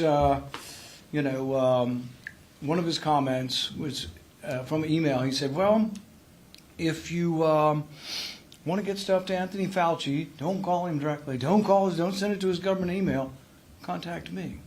I can get it to his private phone, or I can take him written messages, or I can give him verbal messages. It's like, really? Isn't that the way the mafia works? Isn't that the way the Taliban would take messages back and forth, these oral messages that were transmitted? So he obviously was breaking the law, and I think he was culpable, and they finally indicted him for conspiracy. But you know what? I would give him leniency if he gives us the kingpin. You know, I think there is information. And one reason he might give it if he's asked is this. When Tony Fauci was asked about him in testimony, he completely threw him under the bus and said, oh, hardly knew him. We worked in different buildings. He was his senior assistant for 20 years. He threw him under the bus and said he had never met him. The guy had no responsibility, not never met him, hardly ever met him, had no interaction with him. And I think if he'd said that about me and it was untrue and I knew other stuff and somebody told me I wouldn't get 5 years in prison, I might get probation, I might be willing to tell the whole truth about Anthony Fauci. There is leverage. Now some will say, why do it? He'll just get the pardon. If you have enough information, you do indict him, you can test the pardon. We've never ever had a pardon where someone is pardoned proactively for some unknown, unnamed crime. We've just never had that, and for a period of time. So I think there is that. Vincent, well, you have to challenge it to know. Vincent Munster's the other guy. Not as many people know about him, but we started learning about him as we got the information over the last year or so. He's head of the Rocky Mountain Lab. We think they are doing dangerous biological research there. He's been interconnected with things. Those of you who've kept up with this, there was the Diffuse project from 2018, which was a project that they were going to finance, and it was Shi Zhengli, the bat scientist, Robert Barrett from UNC, They were going to work together and they were going to create a coronavirus and stick a furin cleavage site in it. What does that sound like? COVID. So they were going to create a virus that sounds a lot like COVID, and they were asking for money for it, but guess who was part of the grant? Vincent Munster. So he's part of this group of people. He also got caught recently bringing a big satchel full of viruses in. So as he's bringing this satchel in, they have him on video, and he's like, "Oh, no, you take it. You take it." He's giving it to his assistant. They have him on camera, and then so they arrested them both. And they found, I don't know, a bunch of monkeypox viruses and other things that he was bringing in the country, all without the correct or appropriate safety controls or permission. We also have an email, and I think this has been published now, that has him communicating. I think it has somebody in Barrack complaining, saying, "You sent us that stuff called diagnostic virus, which was infectious virus. Don't do that." So, I mean, he was either sloppy or, ill-intended, but, he's a potential. And does he know more about Anthony Fauci? Ultimately, what Anthony Fauci was guilty of a lot of things, but ultimately he was guilty of funding dangerous research and then covering it up, and then trying to say it never happened. And so we look forward to getting his testimony, and that hopefully will happen towards the end of the month. That's going to be a deposition-style testimony. It won't be in public.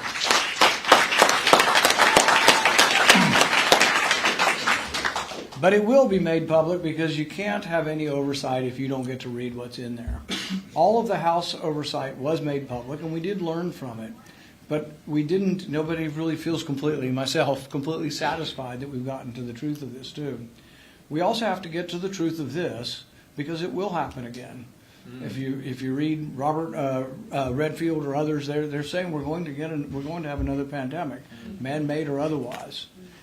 It's a great deal of danger to take something like the avian flu that's 50% mortality and mess around with it and try to make it more adaptable to humans.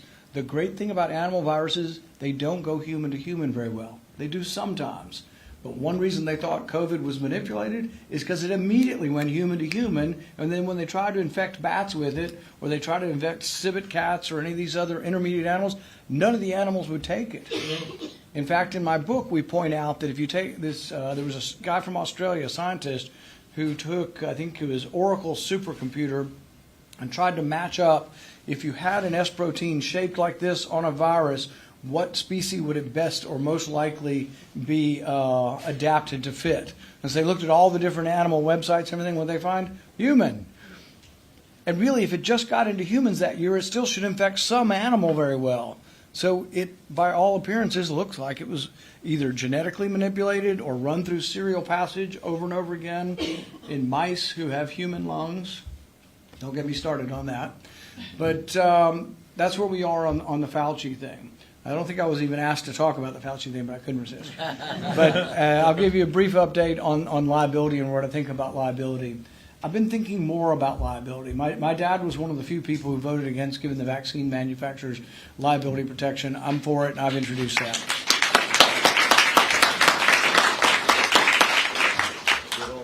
But I've had mixed feelings in general just about the idea of it. I'm a physician. We don't like being sued, and it's like malpractice, this and that. And so I've had a mixture of feelings about, lawsuits and things. But from a libertarian perspective, if you want to control bad things that happen or bad things that corporations do, I think you have to have liability. And it, to me, even extends to the internet. People say, well, we won't have any speech on the internet unless they have liability protection. I accepted that for a long period of time, because if you're on Facebook and I call you a schmuck on Facebook and you call me a short person, which is true, even if it weren't true, the name calling, you can't sue people over that, or you shouldn't be allowed to. But I thought, well, maybe we need the liability protection. But then recently I had people putting all over the internet. I have a woman sitting behind a news desk, looks very official, and she says, government officials have told me, high-ranking government officials have told me that Rand Paul is taking money from the Maduro regime. And it's like, well, no one would believe that, right? And I go home and people are like, I can't believe you're taking money from the Maduro regime. It's like, I'm not. That's crazy. But that's defamation.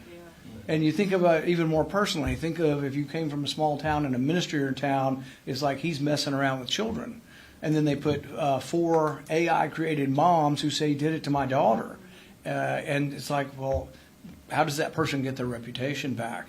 And Google's hosting them. So, I'm coming down more on the side of Google's not an innocent bystander in this. And when you look at Google's, their rules on this, so I had their general counsel in the other day.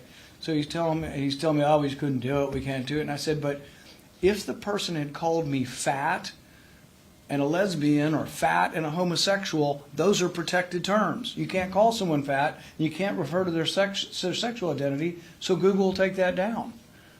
But they won't take down that they've called me a traitor, which is, you can get the death penalty for being a traitor, and people want to kill me because they think I'm taking money from Maduro, and you're not going to take that down. But if they'd call me fat or question my gender, you'll take that down. So it's selective. They also, during COVID, they, who owns YouTube? Is it Google? Yeah. So during that, they took down my speeches on the Senate floor. When I said masks don't work, which they don't, when I said that, they took it down. I said, well, you are policing. They say, oh, we don't judge the truth. And I said, well, you judged it to be untruthful. What I was saying about either the COVID vaccine or mask, you judged that to be untrue, and so you took it down. You are the judge of what you think the truth is. Until it gets to something where they've accused me of being a traitor to my country, they say, well, we can't prove that you're not. It's like, bro, that's not the way it works. It's innocent until proven guilty. You can't just let people do this. Because think of where it goes. I can defend myself, and hopefully people will figure out the truth of this accusation. But a small town minister or teacher that's falsely accused of a horrendous crime, it's over by the time they start trying to defend themselves. So on liability in general, I tend to think it is a way we have to have the ability of liability to push back. I look to Robert Kennedy in cleaning the Hudson. He took corporations that did something clearly wrong and he made them pay to make the river cleaner.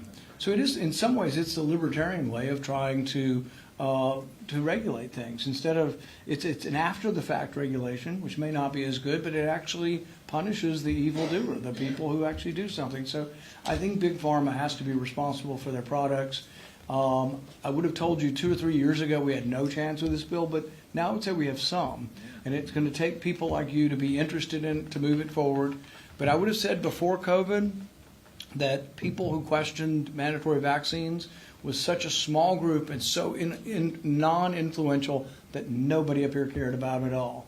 Through COVID and through the things they did to us in COVID and with the COVID vaccine, we became a majority on some issues. So mandating the COVID vaccine for our military, we actually removed that mandate. We won that battle, and that's thanks to you.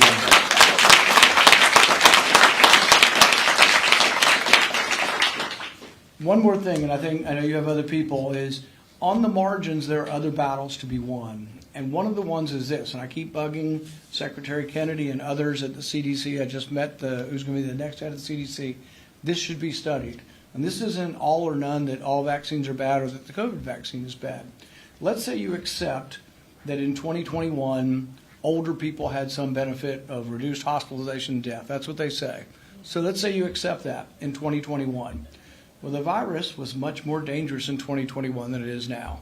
The natural history of most viruses that are really bad the first season, second season a little less and less. And that's what's happened.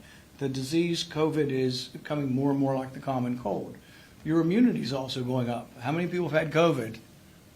How many people have had it more than once? And so I won't ask how many people have been vaccinated. That might be embarrassing. But anyway, the thing is that we don't know. So even if you accept that in 2021 the vaccine had some benefit on hospitalization and death, how about now? But they're still advising that, millions of Americans, I think the advice is over 65 to take it now, but to keep taking these boosters, but there might be no benefit at all. Yeah. And if it's zero, but we won't know unless we study it. We can't just study vaccines in the beginning. So I'm also with Kennedy on this, the flu vaccine. I don't think the flu vaccine's killing you. And if you think you're at risk, I'm actually pretty blasé on whether you take it or not. It's your choice. But I don't know that it works. And I've become less trustful. I'm a physician, and I used to be more trustful that I thought I was getting the truth, and now I have no idea where I'm getting the truth. So we really need objective studies. I tell people this all the time. We're trying to get another bill passed, and I have 98 supporters in the Senate now. This is to get the royalties that government scientists get from Big Pharma They will be listed on a form, and you can look up if they're on the vaccine committee and they're getting 100 gram from Pfizer. You should know about it.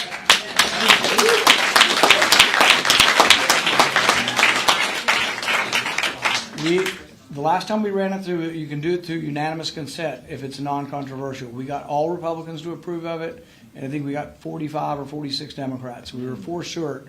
We've talked to 2 or 3 of them. We've modified the bill a little bit. Now we're 1 or 2 short.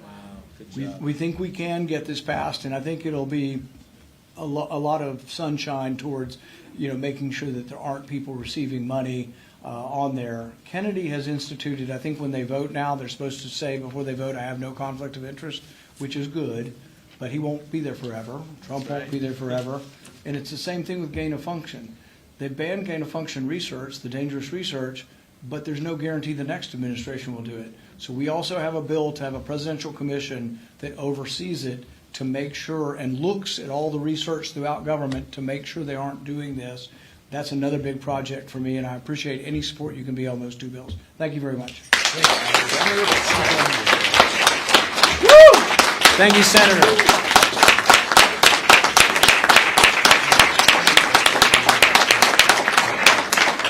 So, before you leave, Senator, just to know, if Google calls you a fat trader, that can be removed. Just so we're clear. I remember I had a book that came out a couple years ago. I remember calling an NIH scientist and saying, what's really going on? Just July 3rd, 2020. And he said, receptor 26 looks a little sticky, but don't quote me on it. So he was saying that it's been modified. That was his way of saying it's been modified, but he didn't feel comfortable enough because they realized that they would ruin his career. That is a professor of medicine at UCSF, and it was at the NIH. So that's the kind of position that we're in. I would say that I want to say thanks to a tremendous leader, Brian Hooker's here. Yeah.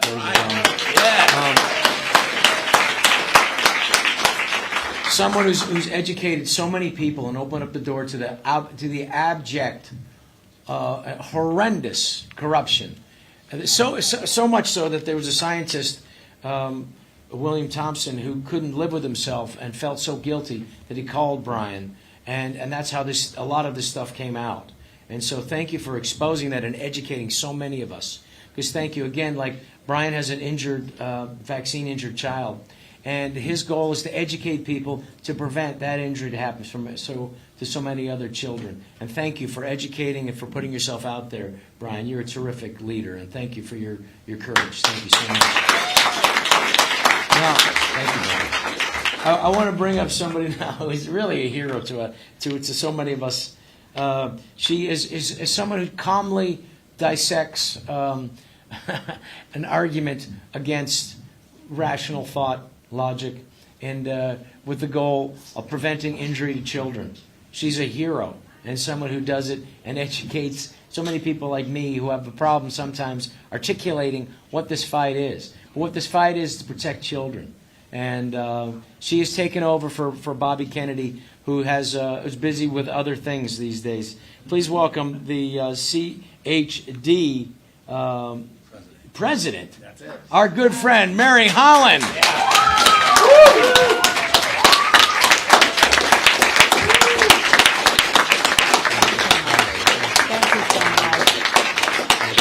Thank you so much, and thank you all for your patience. I know it's been a long day, but amazing speakers. I'm so grateful to all of you who are here, all of your support for Children's Health Defense.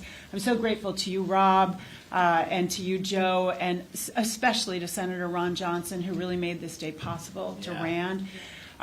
Really, we're so blessed to be in a place now in this health freedom movement that here we are in the halls of Congress. Like, we've never really been here in this way before, where senators and representatives wanted to come stand with us. And they are bringing forth our bills. So it's a wonderful time to be involved. And I want to say that everything that Children's Health Defense does is the result of the team of us. Yes. It is not one individual. It is not me. It is not just Brian. It is all of us, and we're working across so many domains. Science, like Carl and Brian and Heather. Litigation, like Kim Mack-Rosenberg, who's here, and Ray Flores, who's not in the room. The Defender, who've written about David Morans and Vincent Munster and given us all the gory details, and about Paul Thorson, who's also in custody, which is a huge triumph. Yeah. And about advocacy that Michael Caine has done such an able job leading. So we are a team, and we can't do what we do without being a team, and we can't do it without your generous support that we're so grateful of. So many great things have been said. I don't want to repeat what many others have said, but I do want to say that the bill that Senator Paul just talked about and Representative Gosar talked about is fundamental. The immunity that has been given to the pharmaceutical industry has been impunity. They have no responsibility for killing people, disabling people, and causing disease. That is unconstitutional, it's un-American, and as Dr. Ladapo said, it is spiritual, it is unethical. Harming babies, harming children in the name of anything is simply a spiritual wrong, and we're here to stop that. And we're not just about vaccines. We talked here today about wireless radiation. We're about toxic exposures that are harming children. We're about holding those responsible accountable. And we're about putting in place safeguards to prevent the next generations. We've got to stop the harm that's been happening. So I just want to briefly say, I think Michael Caine, with other groups, Health Freedom Defense Fund, Brownstone Institute, our colleagues in this movement, have put together something that is very important right now, and that is the COVID Justice Initiative. We are urging members of the House, the Senate, to affirm this resolution that just says they won't do what they did again during COVID. The lockdowns, the masks, the drugs that were untested, the hospital protocols that were so damaging that Michael Bose talked about. They won't do it again. Let's at least say that going forward, that won't happen again. So it's important. COVIDjustice.org. Please go sign that petition. We have tens of thousands of signatories, but your name will make a difference. And we can't, you guys who are all here are critical. So this gathering, your advocacy, give us hope that the word is getting out, that things can and will change, and that we can live to see a better day where people will be healthier, and where government and corporations will be forced to be more responsible, and where people will have access to the truth when it comes to life and death matters of their health. So let's go forward today, and I'm so excited for the movie tonight, Duty to Disobey. It is an incredible film. Our military chapter has done an extraordinary job in making it possible, and you will not want to miss this incredible film and the discussion that follows it this evening. Thank you all so much. Thank you. Mary Holland, everybody. Don't go yet. Don't go yet. Listen up. This is important. You've come all the way to Washington, D.C. from all corners of America. You cannot leave without seeing your representatives. It is so critically important. And what we're going to do, trying to coordinate with a couple of people on this, please stick around. I know you're tired. It was long. I know.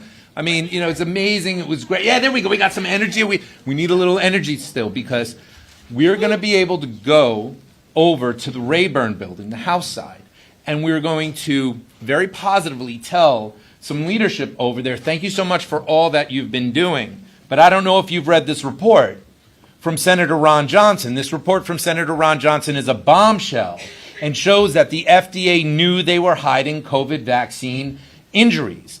The FDA and the federal agencies under the Biden administration didn't follow their own laws. They didn't follow their own procedures. And the fraud is as high and as stinky as it gets. They must stop the shots. They must stop the shots. So to everybody on the live stream, this is important right now. We have an action on this. Take action on the COVID shots. Text no shots to 55444. Text no shots to 55444. Everybody here can do that as well too. Yeah, great. Phones are going up. Do that. That's very impactful. Also, we had an amazing EMR presentation as well too. We have actions for EMR. Everybody watching, anybody interested and needing to take action there, text FCC to 55444. Text FCC to 55444, and that will lead you to our actions for today. Right now, we've sent actions out to 500,000 followers at Children's Health Defense across the country last night. They're calling right now. They're emailing right now. The offices are getting that. But now, you are here. Real human beings, really here. Real medical freedom fighters. It's not no shots, it's not no. It's not no shots? No. Make it one word. No space in between no and. Oh, no, I'm sorry. Let's do that again. No space between no shots. So it's no shots, 55444. One word. Sorry about that. I should have delivered that better. It's no shots, one word. Yes, that 55444. It's working. So everybody at home on the live stream, do it again. Everybody do that, and you'll be taken to the action. But what we're going to do now, I hope as many of you can stay as possible. We don't have to be anywhere till 6 tonight, right? We got duty to disobey. The head of the CHD military chapter, Pam Long, is here. She's going to help. Yeah, give it up. Give it up for Pam. She's fantastic. She's going to be sitting right alongside Senator Ron Johnson as we convene a roundtable after we view this movie. I saw this movie. It is unbelievable. You must see it. You can't be in D.C. and have the opportunity to see it and miss it. That's at 6. We got time. I know you're tired. But stick around. We're going to go. If everything works out right here, if everything goes well, if my guy Sky's doing what he needs to do right now, Sky's the best. Everyone knows Sky. We're not going to have to go through security now. We're going to go through the tunnels. And we're going to go right to do 2 actions. And here's the last thing I'm going to say. Here's the last thing that I'm going to say. We have about 30 of these reports. Senator Johnson's reports, they're about 18 pages. They're remarkable. They're critical. If you have a Republican senator or representative, I want you to deliver it to them. We only got about 30 right now. We've already delivered about 10. We want the Democrats to read it too. We're not saying we don't. We only got 30 right now. So we want to deliver it today to a place where we think there can be some influence. So if you have a representative that's a Republican, I want you to deliver this to them. I got a hand up there. Great. Love the energy. Got a couple hands. Don't take it and put it in your back trunk when you forget to do it next week, right? Please don't do that. Don't take it if that's what's going to happen. But if you're really going to your Republican officer, representative on the House or the Senate side today, please come to me and the women that are at the table today, and we'll get it to you. Here's the last thing. Please stick around about 10 minutes as we try to organize this situation. So we can go through the tunnels, then we don't have to get scanned again, and then we can take a collective action as a force together to try to make this happen. But after that, you need to do a little self-directed action. On this card that was on your seats, there's a little QR code you could scan, or if you hate QR codes, which that's fine, there are also some URLs there that you can go to. It will help you find your legislator, where they are. Where is your representative? Where is your senator? What building are they in? What office are they in? And what you want to do is deliver one of these packets to them. These packets have the Stop the Shot action in it. It is in here along with the COVID justice resolution that Mary talked about, and we want you to please find your legislator and deliver one of these. So those are 2 things we're working on doing right now. One is going collectively, so stay around as we try to get our escorts to take us through the tunnel, so we could do that collectively in an action. And then the second one is find your representatives, and on your own, go to those buildings. It's going to be, the buildings all surround the Capitol. There's the Rayburn Building, Longworth, there's, Dirksen, Cannon. There's a number of them. So you're going to have to walk, you're going to have to wait on a line. The lines won't be too long right now. You're going to have to go in the buildings. It's worth it, though.